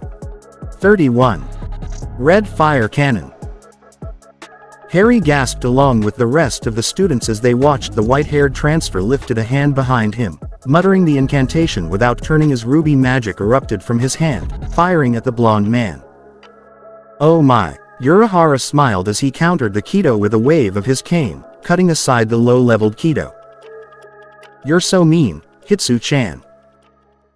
The ice captain scoffed, ignoring all the stares that they had gathered as Toshiro stood, meeting the former 12th Division captain at the doors of the Great Hall as they exited. It's Hitsugaya Taicho. I told you that I would call you about the details. But seeing how you've unnecessarily brought yourself to Hogwarts, you might as be out with it. What are you doing here, Urahara? Quote. An uncle can't come to see his icy nephew. Quote. No. Toshiro deadpanned, as the blonde almost looked hurt for a moment before a glimmer of a smile grinned over his face, hidden behind the fan, neither of them ignorant to their eavesdroppers. I feel the discrimination between me and your Aunt Yoruichi already, Hitsu-chan. Urahara replied from behind his fan. Isn't it supposed to be the other way around? Quote. Hello, Mr. Urahara. Dumbledore greeted as he appeared with Snape and McGonagall behind him, a welcoming smile on his face. What brings you to Hogwarts? Quote. Headmaster. Urahara greeted back as he sent a wave to the other professors, all of them at the hallway. I am just here to give Hitsugaya-kun here some of the materials he had requested along with a letter from his grandfather, having some new orders for our young successor, seeing how horrid your security is here. And remind you not to have a repeat of the previous time we were here, offense, by the way. I see. The headmaster smiled peacefully as he read the undertones of the words. I presume, Mr. Hitsugaya has kept you updated on the events as of late. Quote. Whatever do you mean? Urahara smiled whimsically as the two Shinigami exchanged looks, too fast for any of the magical humans to see. A guest. A honeyed voice spoke before the headmaster could answer as the five turned to see Umbridge, her face plastered with a sickened smile and her hands folded over her pink cardigan as she turned to the ice captain. Who is this, Mr. Hitsugaya? Quote. My step-uncle, Urahara Kazuki of the House of Yamamoto, Professor Umbridge.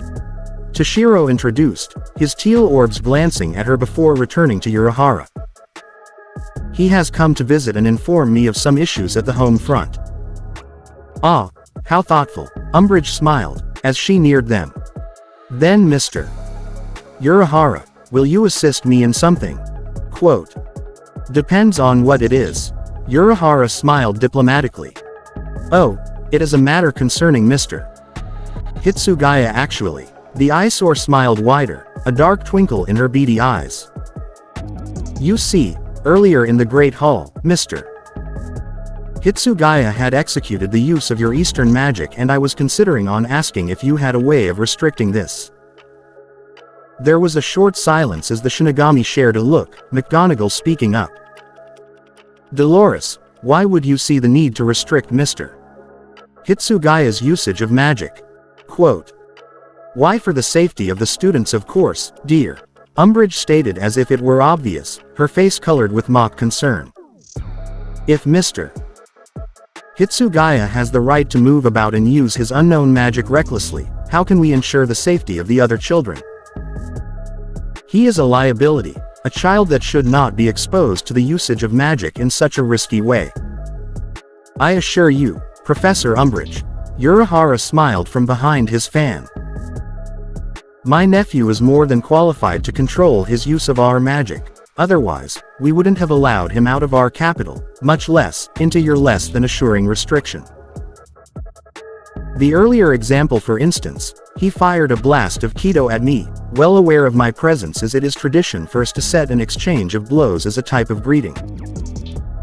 But seeing how it is your restriction, I don't think placing a limitation on my nephew will deter him much. It wouldn't.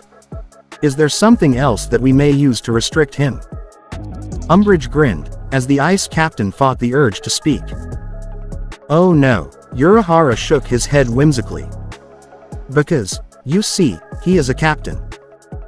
Captain of the 10th Division, and one of the leaders of your society. Yes, I've heard. Umbridge sniffed. What of it? Quote. With the position, my nephew is a chief executive officer, has a division of 200 men and women under him, and has the power and authority to order anyone below his status.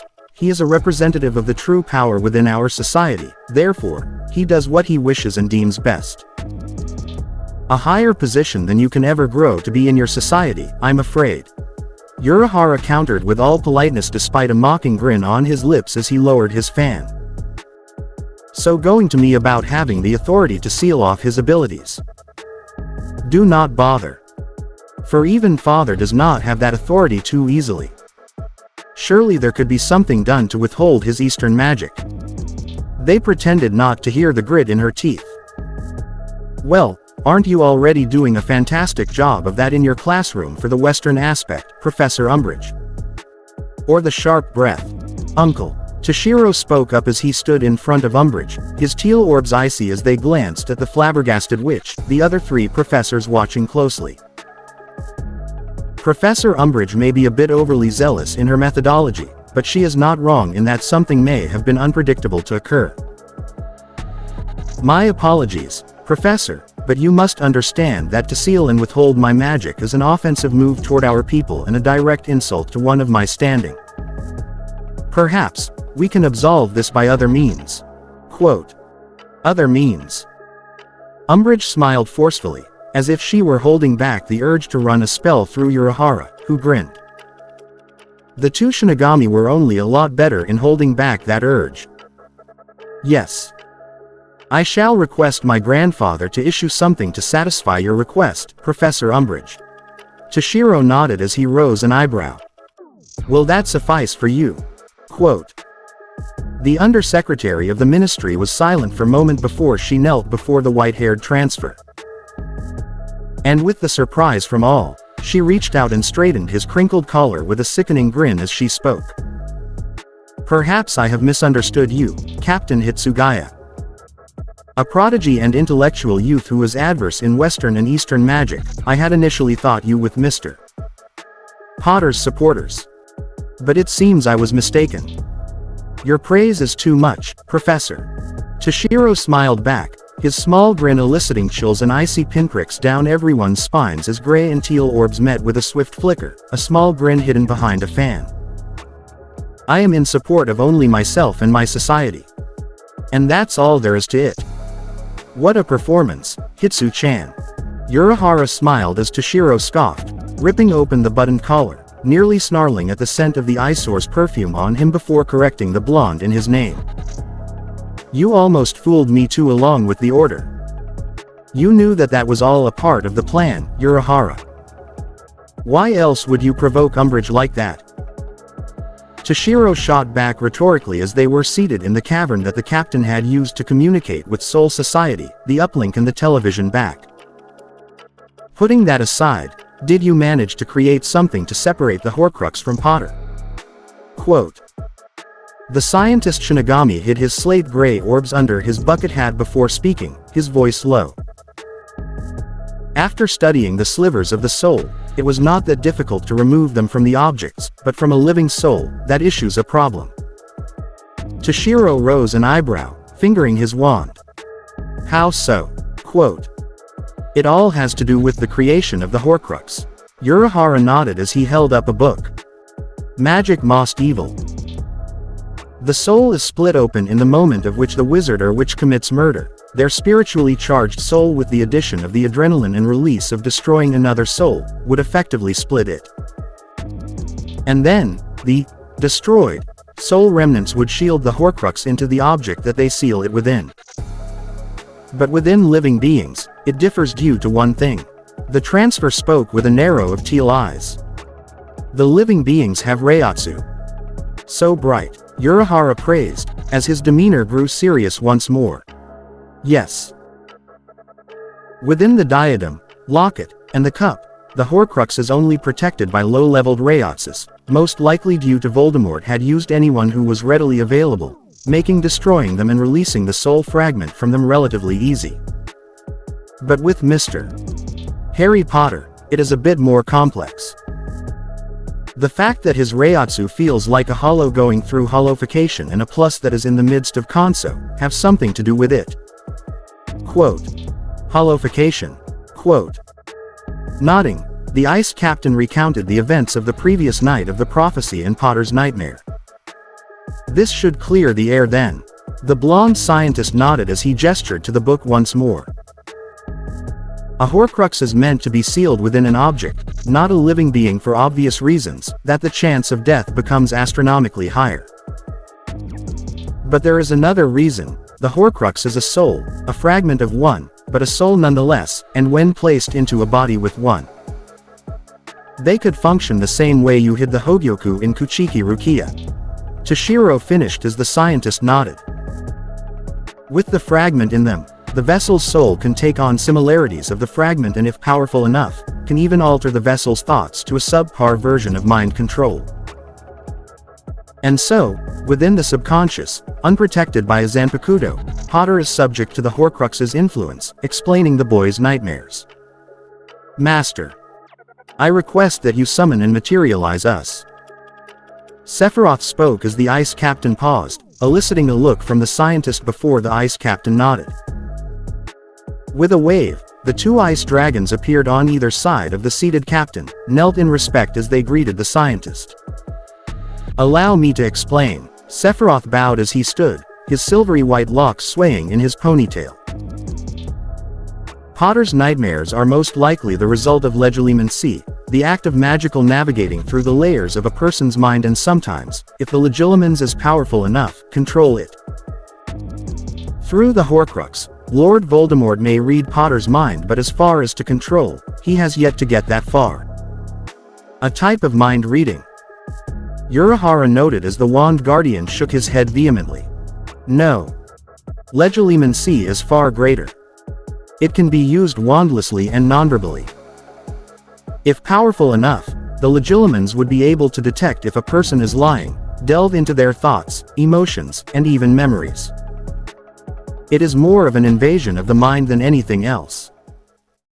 Like entering one's inner world without permission and trespassing. Unless they are strong enough with occlumency. Toshiro entered, as Hiranmaru nodded.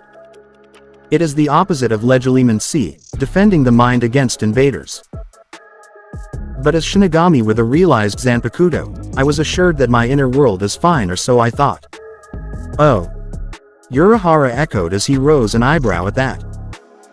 The last Horcrux managed to slip past my defenses, which is why I had researched in greater detail of the magical action.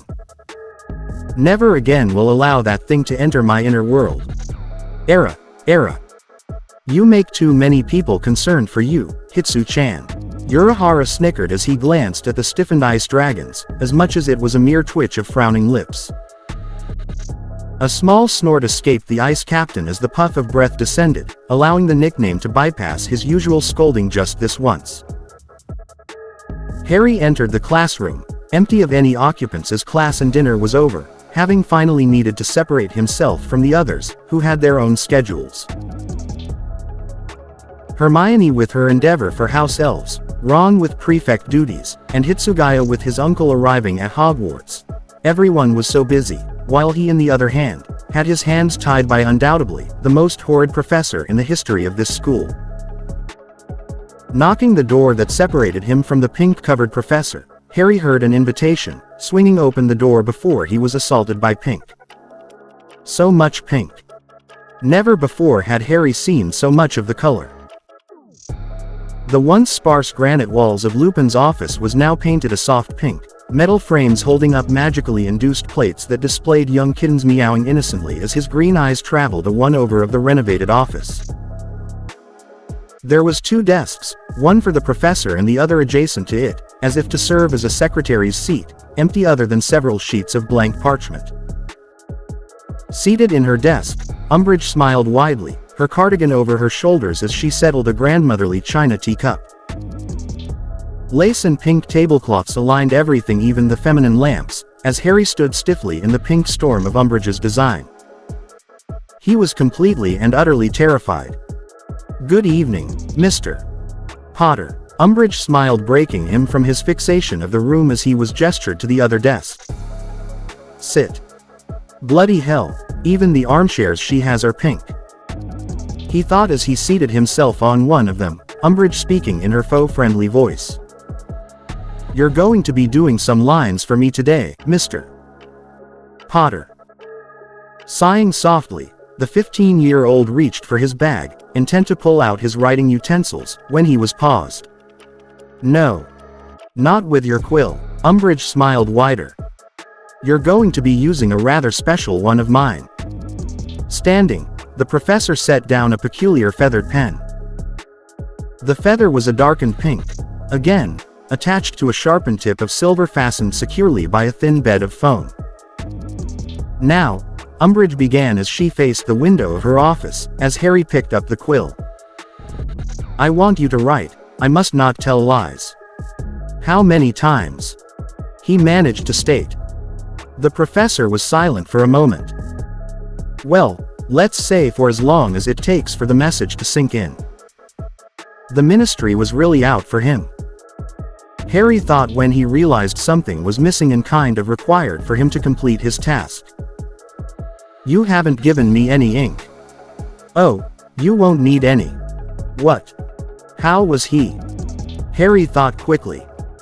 Could Umbridge have access to new quills that were filled beforehand? Whatever. Let's just get this thing over with. Brushing off the odd disregard for ink, the boy who lived began to write. But with every stroke and movement that he wrote, his left hand grew irritated. Itching and a bit sore at first, the boy ignored it as he wrote, absently writing them. Then it grew and festered. Like a thin needle prodding his skin, it soon became a nick, then a thin wound that looked all too familiar. Was that an eye? In silent horror, Harry watched as the words he wrote on the parchment appeared on the back of his hand, etched in his own handwriting as he realized why ink was not necessary. Because the quill used blood. His blood.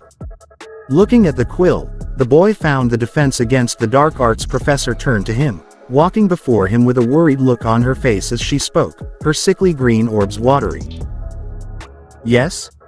Quote. Harry held his tongue for a moment as he thought. Would it be wise of him to speak up? Or should he bite his tongue?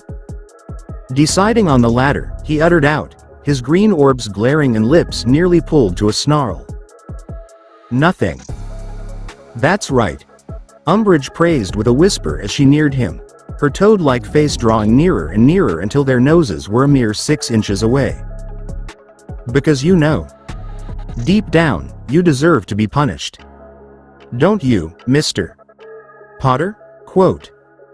It took all of the 15-year-old wizard's willpower to not retort with a snappy outburst, but he bit his tongue as she gestured with a wide smile. Go on. Having no other choice but to, he continued to write. He was mistaken. The ministry was not out for him. They were out for his mouth, and they were even willing to torture him for his silence. Toshiro was seated in the library, toiling over his homework after the slew of classes, textbooks out as he scribbled a neat essay of how the 5 main uses of fanged geranium were significant, and at the same time, setting aside a bookmark for references on the scriptures for a translation due the following week for ancient runes. By the following hour, the white-haired transfer had finished his homework, tying the many scrolled papers with a white ribbon when a shadow casted over his open potions textbook. Weasley. What do I owe for this visit? The ice captain spoke without turning as Ron rose an eyebrow behind the white-haired boy. How did you know it was me? Quote. I sensed your Ryotsu. Toshiro replied mentally as he verbally spoke another, icy yet curious teal orbs looking at him. No one else would be walking around so lackadaisically other than you and your twin older brothers at this kind of time. So, what is it? Quote. I want to ask you for help on something, mate. The youngest male Weasley requested, as he shifted nervously. If you have the time and would let me, course. Toshiro rose an eyebrow in reply. So, you know about the Quidditch tryouts happening on Friday afternoon? Quote. You wish for assistance to be an efficient keeper for the team? Toshiro concluded as he sent a questioning look to the redhead, who nodded, bowing in an 85-degree angle, about ready to plead when the captain spoke with a sigh. Very well, Weasley. Toshiro sighed as he sent a look out the window. It was nearly twilight. Meet me after dinner at the pitch. Request McGonagall that we can use it for 3 hours. Got it. Ron nodded before he paused. Wait. Tea 3 hours? Quote. Take it or leave it, Weasley. Toshiro shrugged as he nodded to his finished assignments. I have no time for you during the day due to classes. The afternoon is taken up by my paperwork and studies. Therefore, I only have the night available for me to train you. Ron shuddered, hearing the captain stating his schedule so casually as he nodded. ISC. Thanks for giving me some of your time to help me. I was getting bored over finishing Professor McGonagall's essay on vanishing spells, anyway. Isn't that due in 3 weeks? Quote. The transfer rose an eyebrow with a cool look that said, yes. And? Single quote. Shaking his head as seeing how the transfer had agreed to training him, he really had no right or business to judge. Never thought that he would ever see someone more studious than Hermione, but meeting Hitsugaya, he was sorely proven wrong. And nothing. Ron grinned as he turned, waving as he was hushed by other students, wanting a peaceful environment for them to study. I'll see you in a couple of hours. In a couple of hours as promised, Ron awaited at the Quidditch pitch as he had requested of McGonagall, who did not allow him to be there to practice until he mentioned that Hitsugaya was going to be there as well to train him. Strapped with his gear and helmet on, the redhead stood with his broom in hand, awaiting for the transfer. Turning absently to run a hand through his face, the 15-year-old turned and saw White, jumping nearly a foot in air as he spotted the captain right next to him, who sent him a risen brow in inquiry for his jumpiness. Like himself, the icy transfer was donned in the Quidditch gear, his thicker and bulkier due to his position as the captain was more of one that was similar to a seeker, the least gear of all, needing speed more than anything else. Perched on his broom, which Ron recognized as a Nimbus 2001, much better than the used one that he held. Calm yourself, Weasley. Toshiro spoke lowly as he rode on his broom with almost complete ease. You will do no good if you are constantly jittery with nerves. You need a calm mindset to be able to serve your team well. All right. Ron nodded as he mounted his broom, a bit wobbly. Now. Toshiro glared evenly, the redhead giving him his full attention. As a keeper, what are you responsible for? Quote. Guarding the 3 goalposts to stop the other team from scoring points. Correct. But you are also responsible for another task. The ice captain nodded, as he led them to the goalposts, large and wide enough to fit the players through without much difficulty. You are what stands in the way for the other team from victory. The seeker may be who yields the greater amount of points, but when the odds are that the opposing team has accumulated the same amount, their position is meaningless. Therefore, the outcome of the team does not only account that the snitch is caught by the correct team, but also the number of times you allow the quaffle to go through. Nodding, Ron knew this already. So, to allow you to train for this, I have made a selection of 3 main skills for you to harness. Blocking, speed, and agility. Slipping out his wand, the ice captain continued. We will work on one today and the other 2 on Wednesday and Thursday. While you can train yourself in the remaining morning in preparation if you wish. Then which one are we going to do today? Ron questioned, his head cocked to one side, as a small smirk quirked the captain's lips before he gave the boy a swift kick to his broom, effectively moving him away from the path of a bludger that almost seemed to cackle as it passed. Ron scrambling to balance himself on the broom as he guarded the middle post, the captain on the one to the right. Oi! Ron bellowed as he nearly turned as red as his hair. What the bloody hell was that? A bludger. Toshiro deadpanned, with a twinkle of mischief in his teal orbs as he twisted away from another one. I released 4 of them throughout the field and charmed them to aim and enter the goalposts. Guard them with a minimum of 100 points for a half hour, you will receive a break. Fail and you will continue for another round. This is bloody madness. Are you kidding me? Ron cried incredulously as he dodged another one, nearly grazing his helmet.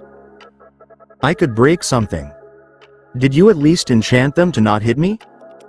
Now it was the captain's turn to look at him incredulously, yet somehow with icy indifference. How will you learn without knowing the consequences of allowing your defense to break? That's it. Hitsugaya was definitely not human. No human was this cruel. Toshiro sighed as he spoke up, kicking aside another bludger to the left with almost inhuman ease. Yes, Weasley. They will not directly hit you. But they will bruise and graze you if you allow them to bypass them into the goalposts. So, seeing as you are already short 8 goals from being beaten, I suggest you start blocking. He looks like a bee buzzing around trying to find the prettiest flower. Sephiroth commented as the captain hovered in the air, watching Weasley with narrow teal eyes as SapphireMoons rose an eyebrow at the comment. It's more like a gardener that has yet to choose which one of the flowers is the most annoying so that he can rid of its existence, judging from the boy's expression. Left, Weasley. Toshiro barked sharply, ignoring his ice dragons as Ron knocked away the bludger with the back of his broom. Smiling in victory for a second before the ice captain spoke up once more, his voice dark as if he were speaking to a subordinate. Middle post. Do not get confident after several blocks. Stay alert and watch the bludgers. Quote. This is harder than it looks. Ron bellowed back as he barely was able to hold off that one with a kick, before darting off to the left post. Master. Sephiroth sighed as he sent a small glance of sympathy toward Ron. Maybe pining bludgers against Weasley was a bit harsh, I mean. He's only a teenager, Master. A mortal one if I may add. He's supposed to fail. Toshiro supplied bluntly. Even an experienced keeper like Wood had trouble to achieve the circumstances I have set up. But to do well later in the future, I would rather he has the needed training and at least some experience in aerial situations and against agile projectiles. I doubt he will abandon Potter later on when they truly need to be there for him. So, you are training and preparing them for that now? SapphireMoons smirked. In a way. Toshiro replied vaguely as he spoke up once more, his tone sharp and almost biting. On your right, Weasley. Quote. 5 minutes later, Ron felt more battered and bruised than the pumpkins in Hagrid's yard in the fall, and they had to deal with Buckbeak at one point, spotting movement in the corner of his eye within the darkness. The redhead lunged to block the bludger, despite being 300 over his minimum. But a flash of white appeared faster than he did before the left post, punching aside the bludger with a swift swing of a gloved hand, as a white wand too made its appearance. And WTH a wave of the U-wand, the bludgers receded to a certain redhead's obvious relief.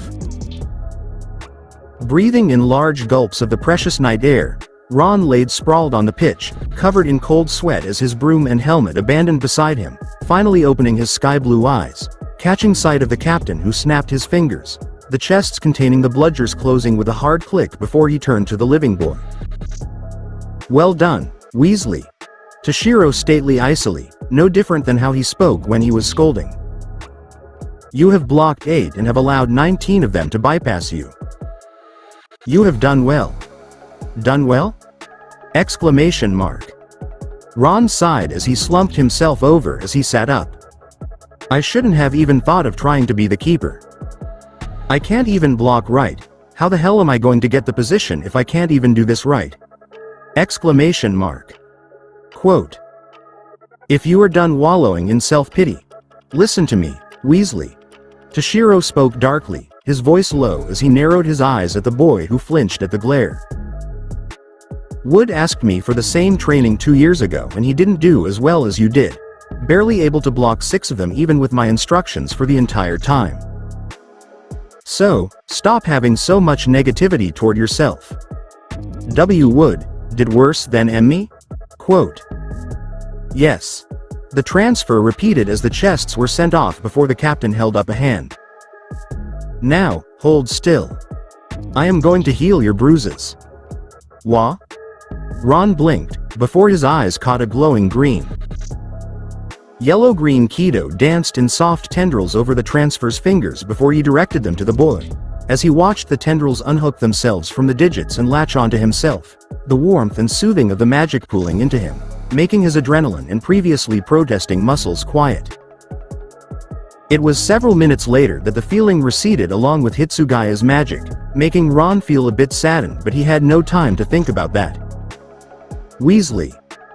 Do you know why I released bludgers for you to train with rather than with a quaffle? Quote. Ron thought sheepishly for a moment before answering. Well, for a moment there, I thought that you had something against me.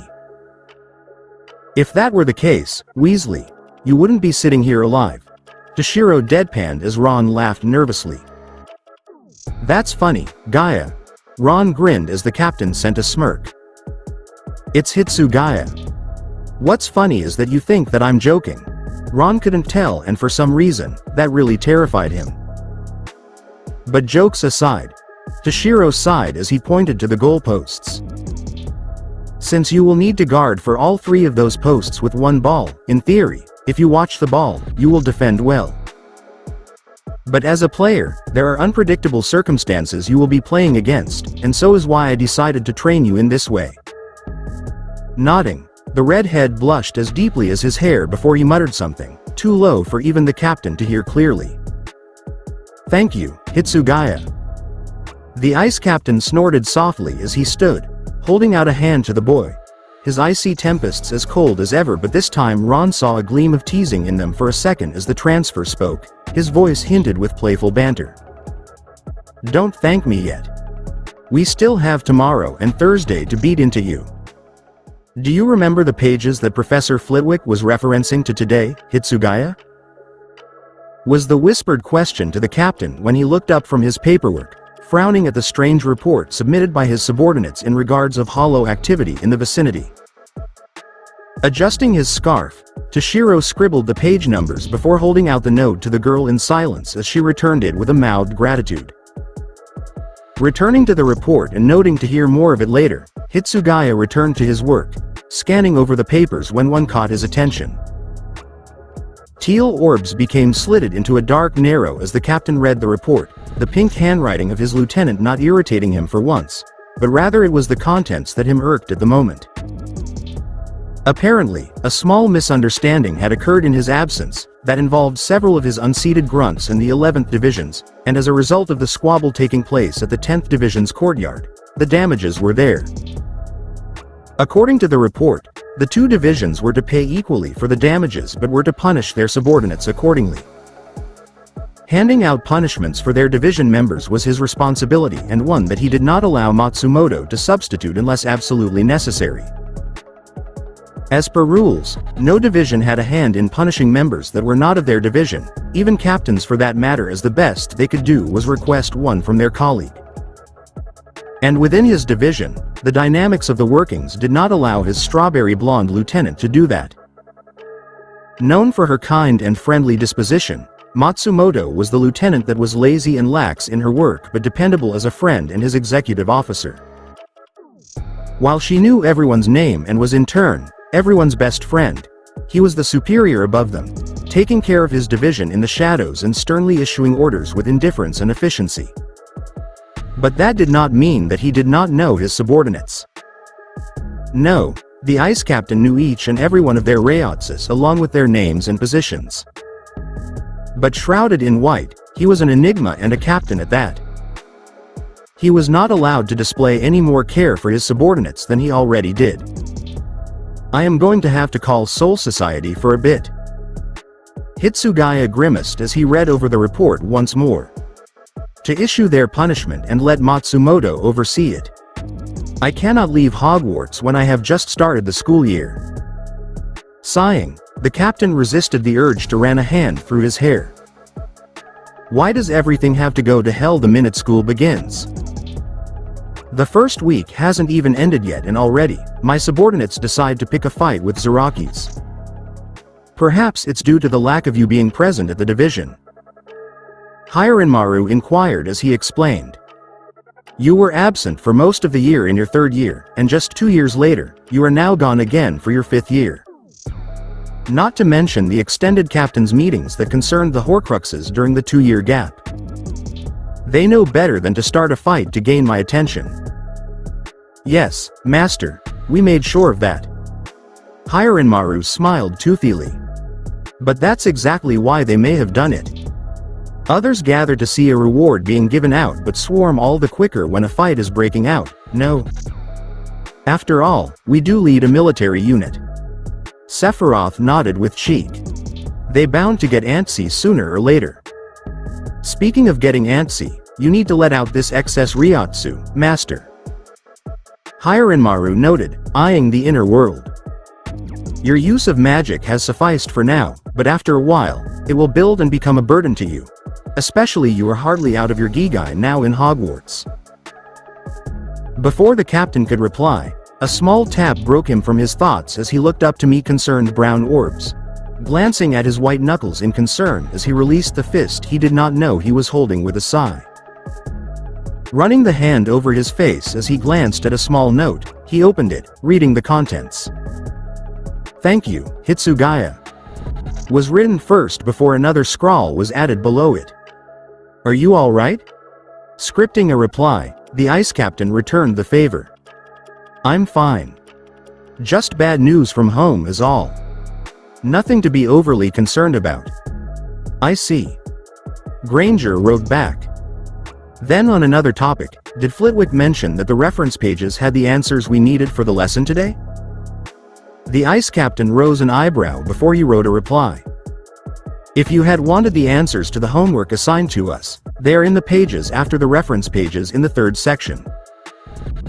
The bushy-haired girl glared at the transfer with a huff before she flipped the textbook pages to the answers, scrawling a swift reply. And you did not inform me of this, why? His response was swift and given with an implicit shrug. You asked for the reference pages that Flitwick recommended, not the pages that contained the answers. If you had asked about where to look for the answers, I would have informed you about the latter. Defeated, the girl mumbled a small thank you as the ice captain merely smirked softly, both of them returning to their work. Chapter 10. Busy, oh so busy. Ron liked to believe that he was a sensible teenage wizard.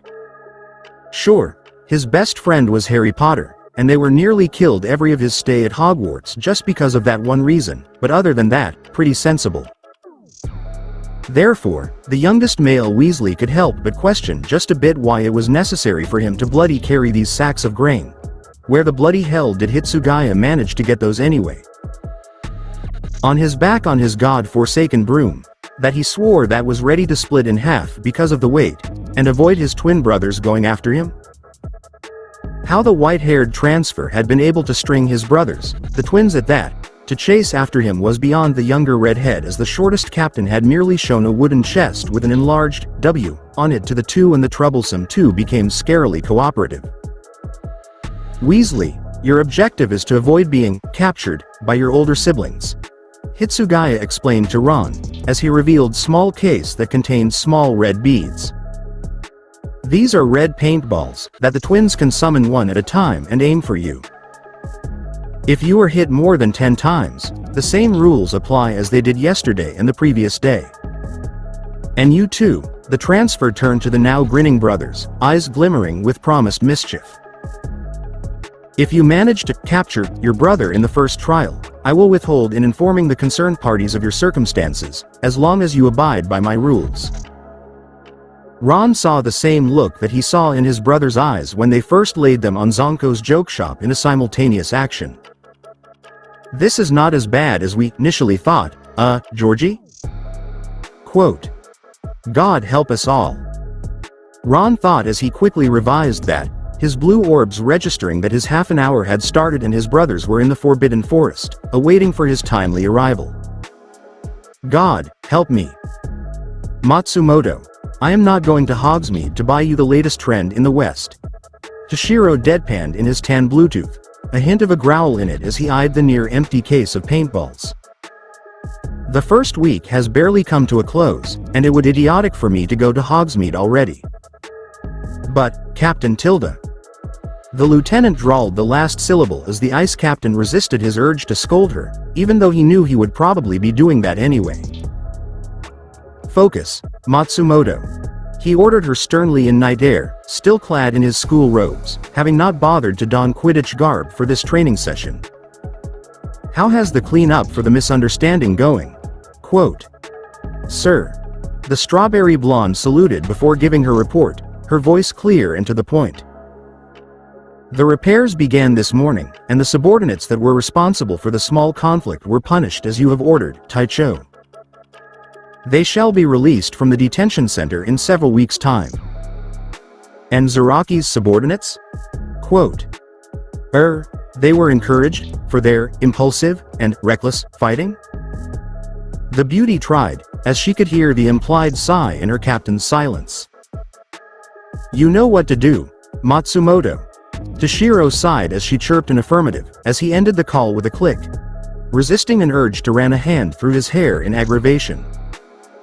She should ease their punishment a bit by visiting them and making sure they are not mistreated. Toshiro sighed as he sensed the three Weasley brothers near from the woods, finished with the exercise for now if the empty case of paintballs was any indication. But in the other hand, it seems Weasley was unable to get away from his brother's wrath. The ice dragons nodded, following the sight of the paint-covered Ron and a laughing pair of twins in front of him. Weasley, as in the one covered in paint, you shall change your clothing and come back to continue. You have 10 minutes.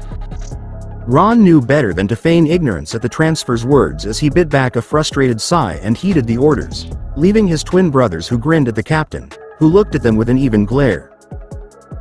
Cutting them off before they could remark about his insistence to say their last name and not their given ones, the captain rolled his eyes at the mock-hurt looks he was given.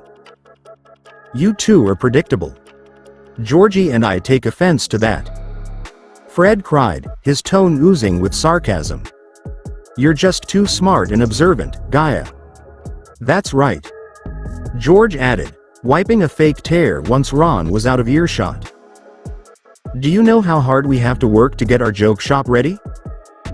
And then, you pull out hard-working bums into this? Exclamation mark. Quote. You two were stealing things from Filch's office when I asked you. Toshiro deadpanned, unamused as the look that twins shot him in retaliation to say, exactly. Single quote. Ron arrived then, having done as he was told, ready to mount his brooms once more as the twins did the same when to the three redheads' surprise, the transfer did so on his broom. Wand gripped in lithe fingers as he spoke. In this round, your older brothers will be excused. I will be the one chasing after you. Pallor colored the youngest Weasley as the twins let out a large whoop, finally free to finish their preparations for their shop. Shooting the captain a flirty wink before they went, receiving a glare for their trouble as he turned back to Ron. Judging from the barely veiled panic on the living boy's face, he was not expecting the captain to partake in his training, only watch closely as he had been for the past 2 days. And being the captain, he was right on the money. Shit. Bloody hell flippin' shit. Ron cursed mentally as he felt a small shiver run through his spine. Hitsugaya sent a bloody dementor after Harry to learn a spell. What the hell was Hitsugaya going to do to him now that he was asking for help in Quidditch? I knew it. I bloody knew it. It was too good to be true when Hitsugaya was training him. Harsh but not as much as sending a bloody dementor after him, and now here was his Weasley. The sharp tone of which his name was called made the young wizard to turn to his apparent cohort, who regarded him with an even glare. I am not going to use the same exercise with you as you have with your brothers. Instead, you are going to chase me. What? Ron asked dumbly. You will pursue me through the Forbidden Forest. Use whatever you want to catch me as per Quidditch requirements. If you manage to as much as brush your fingers on my broom, you are finished with your training for the night and with my regimen. Toshiro continued as if the boy had not spoken. Any questions? Quote. How will you know that I touched your broom? Quote. Magic. Toshiro answered evasively as he flew in a speed that the boy did not think was possible. Now, then. Catch me if you can, Weasley. Harry subconsciously rubbed his slightly ashen hand, remnant of his time in Umbridge's detention, as the voices of concern from Hermione and Ron echoed in his head, despite the exhausted forms of the two. Hermione from her pursuit of rights for house elves, and Ron with what he had finally informed him of, training with Hitsugaya for the position of a keeper. The two were still able to scold and reprimand him to go inform Dumbledore or McGonagall. But the boy who lived vehemently refused. Dumbledore's got enough on his mind right now. Harry chanted softly as he opened his textbook to a random page, trying to read as he entered the dimly lit common room, empty. Don't give Umbridge the satisfaction. They don't understand. And what is it that you understand that they don't? Quote.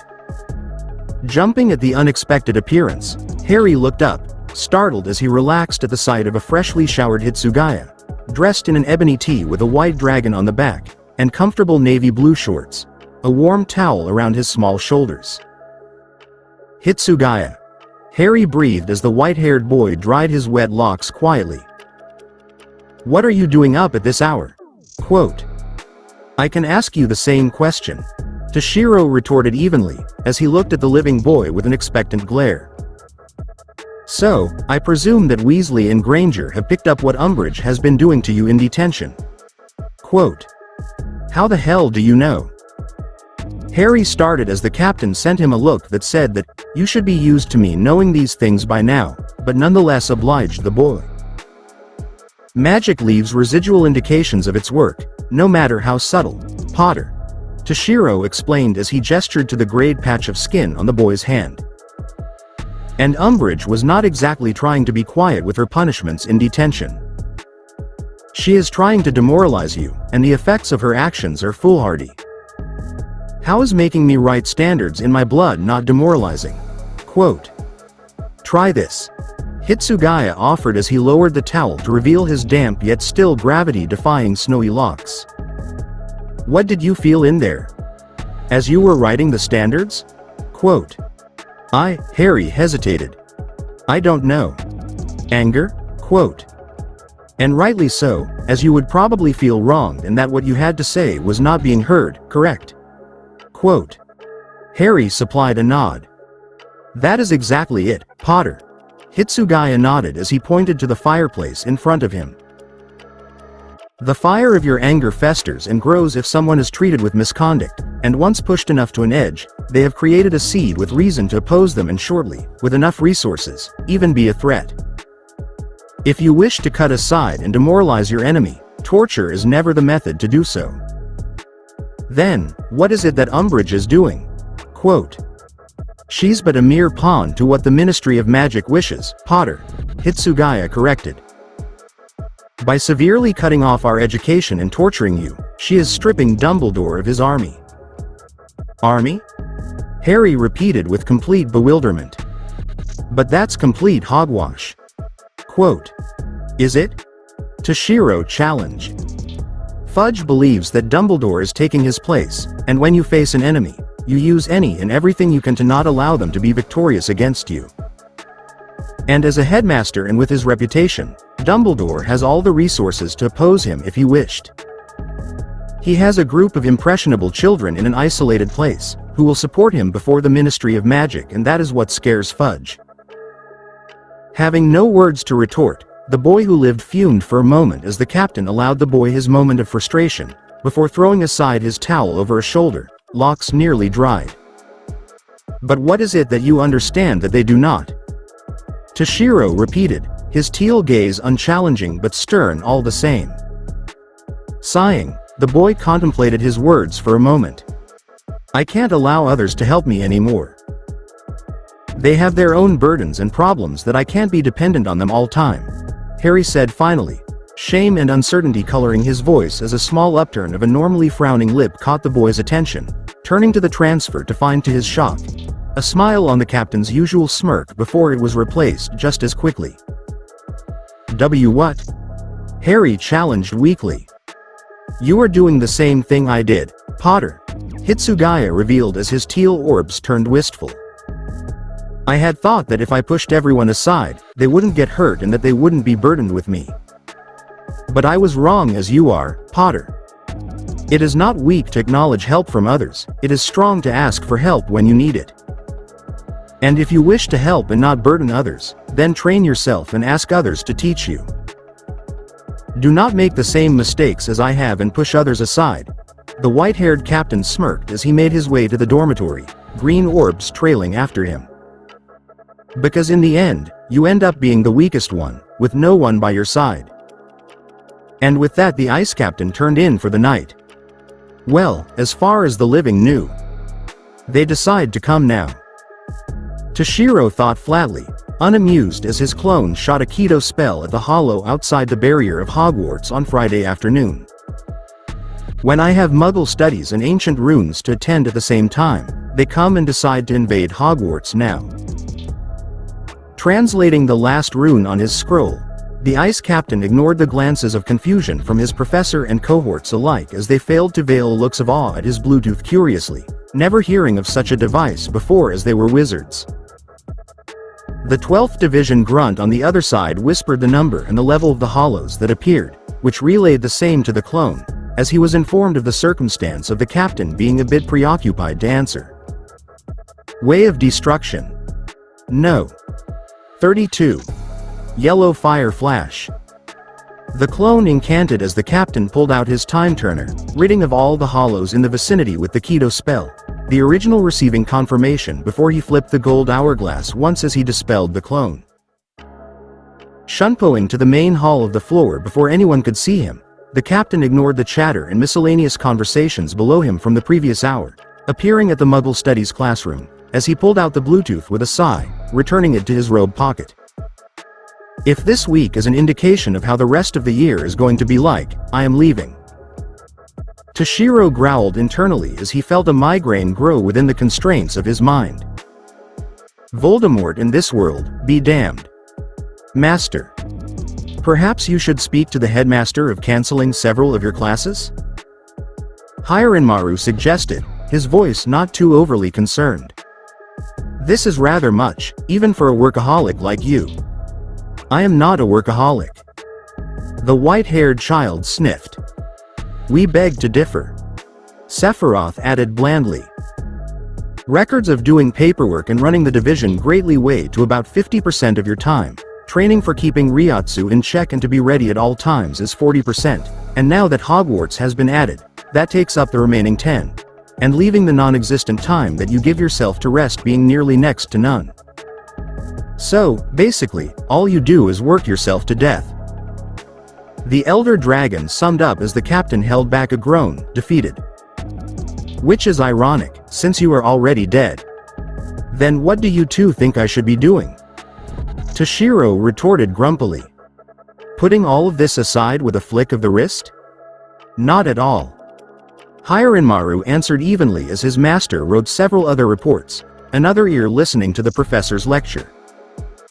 Just merely reminding you that the weekend is near, master. I was planning on training in the morning and then take the rest of the day off for myself to relax a bit, SapphireMoons.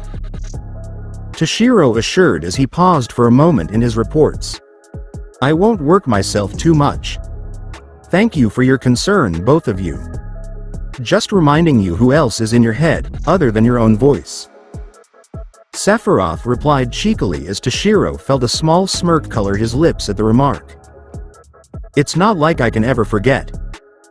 The young captain hummed, his expression indifferent once more as he mercilessly corrected his subordinates' reports, remarking on the grammar and neatness when he heard his name called. Mr. Hitsugaya? Quote. Looking up, the transfer met the dark green orbs of Professor Charity Burbage, a slender witch of long blonde locks framing her face, her deposition kind yet firm as she often played Muggle music in the background as she lectured. Dressed often in plain dresses of floral patterns, the professor held a text open in hand, chalkboard glaring with an introduction of Muggle inventions. Yes, Professor Burbage? The captain replied, unfazed.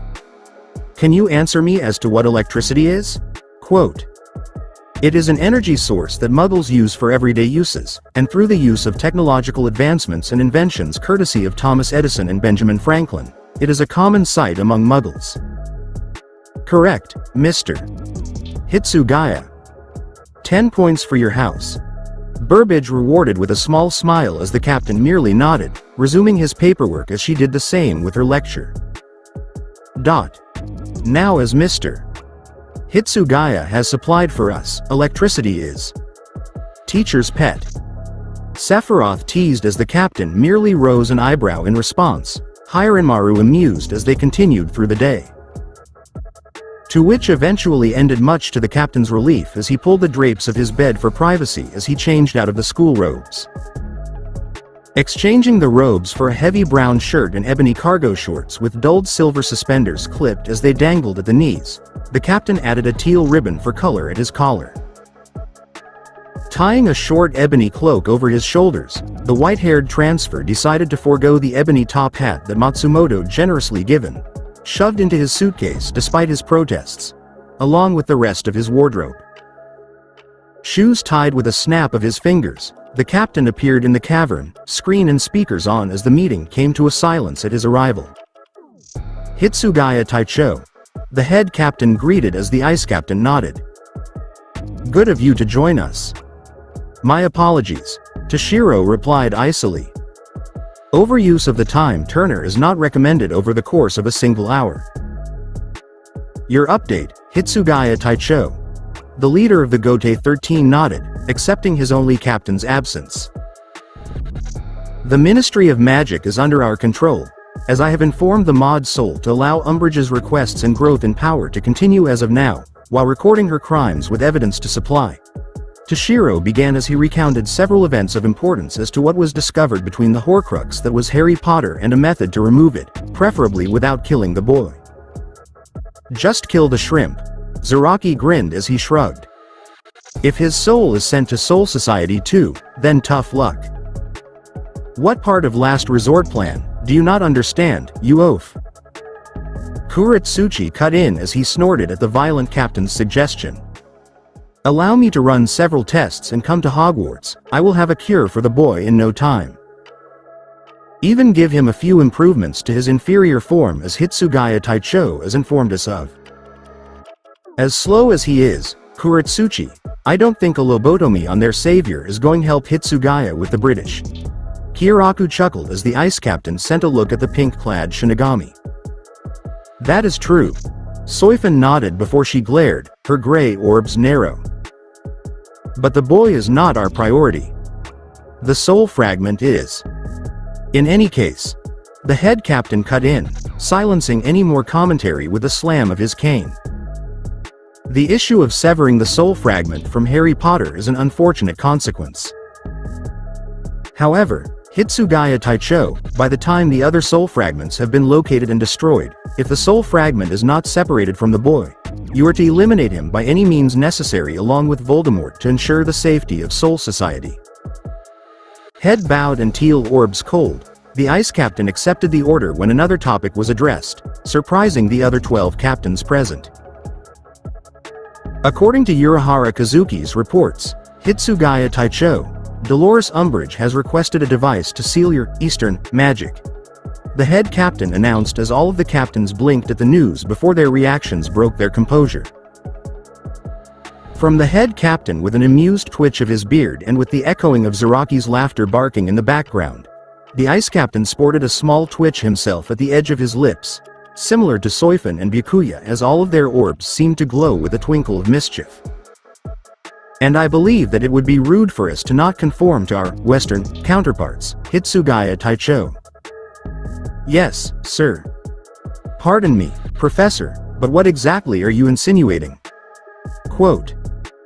The sound of Umbridge's voice sounded into the grand staircase as the ice captain perked up at the honeyed voice, perched on the stone railings, dressed thinly in his school robes despite the wintry weather. Lowering his version of the tale of Genji, the ice captain narrowed his teal orbs, as more Rayotsus swarmed over below, sporting a new gold bracelet similar in appearance to the one given to Raigai, that the ice captain assured to the pink eyesore with a letter from Yama Jii. That was obviously forged, withholding all of his Eastern magic abilities. I am merely requesting that when it comes to my students, you conform to the prescribed disciplinary practices. McGonagall's no-nonsense voice snapped back as spectators neared to watch the argument, well aware of the topic. Walking together toward the captain's location, the two professors stood their ground as glares that threatened to kill were fired. So silly of me, Umbridge began as she sounded almost in disbelief. But it sounds as if you're questioning my authority in my own classroom, Minerva. Not at all, Dolores. McGonagall shot back, just as sharp.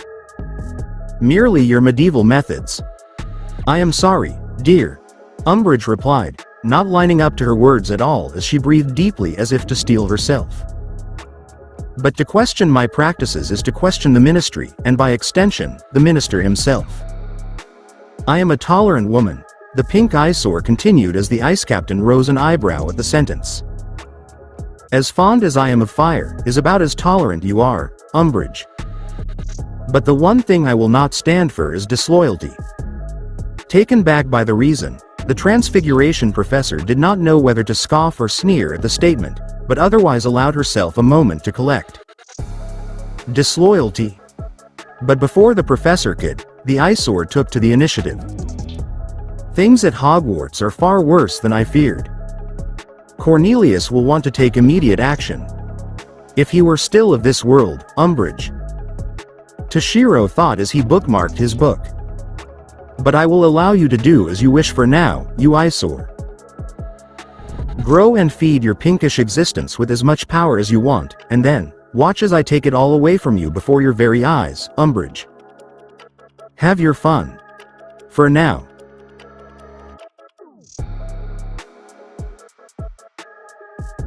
Unfortunately, this part is over. I hope you enjoyed it. Apologies for all those quotes. Please have a good morning, afternoon, evening or night. See ya next time.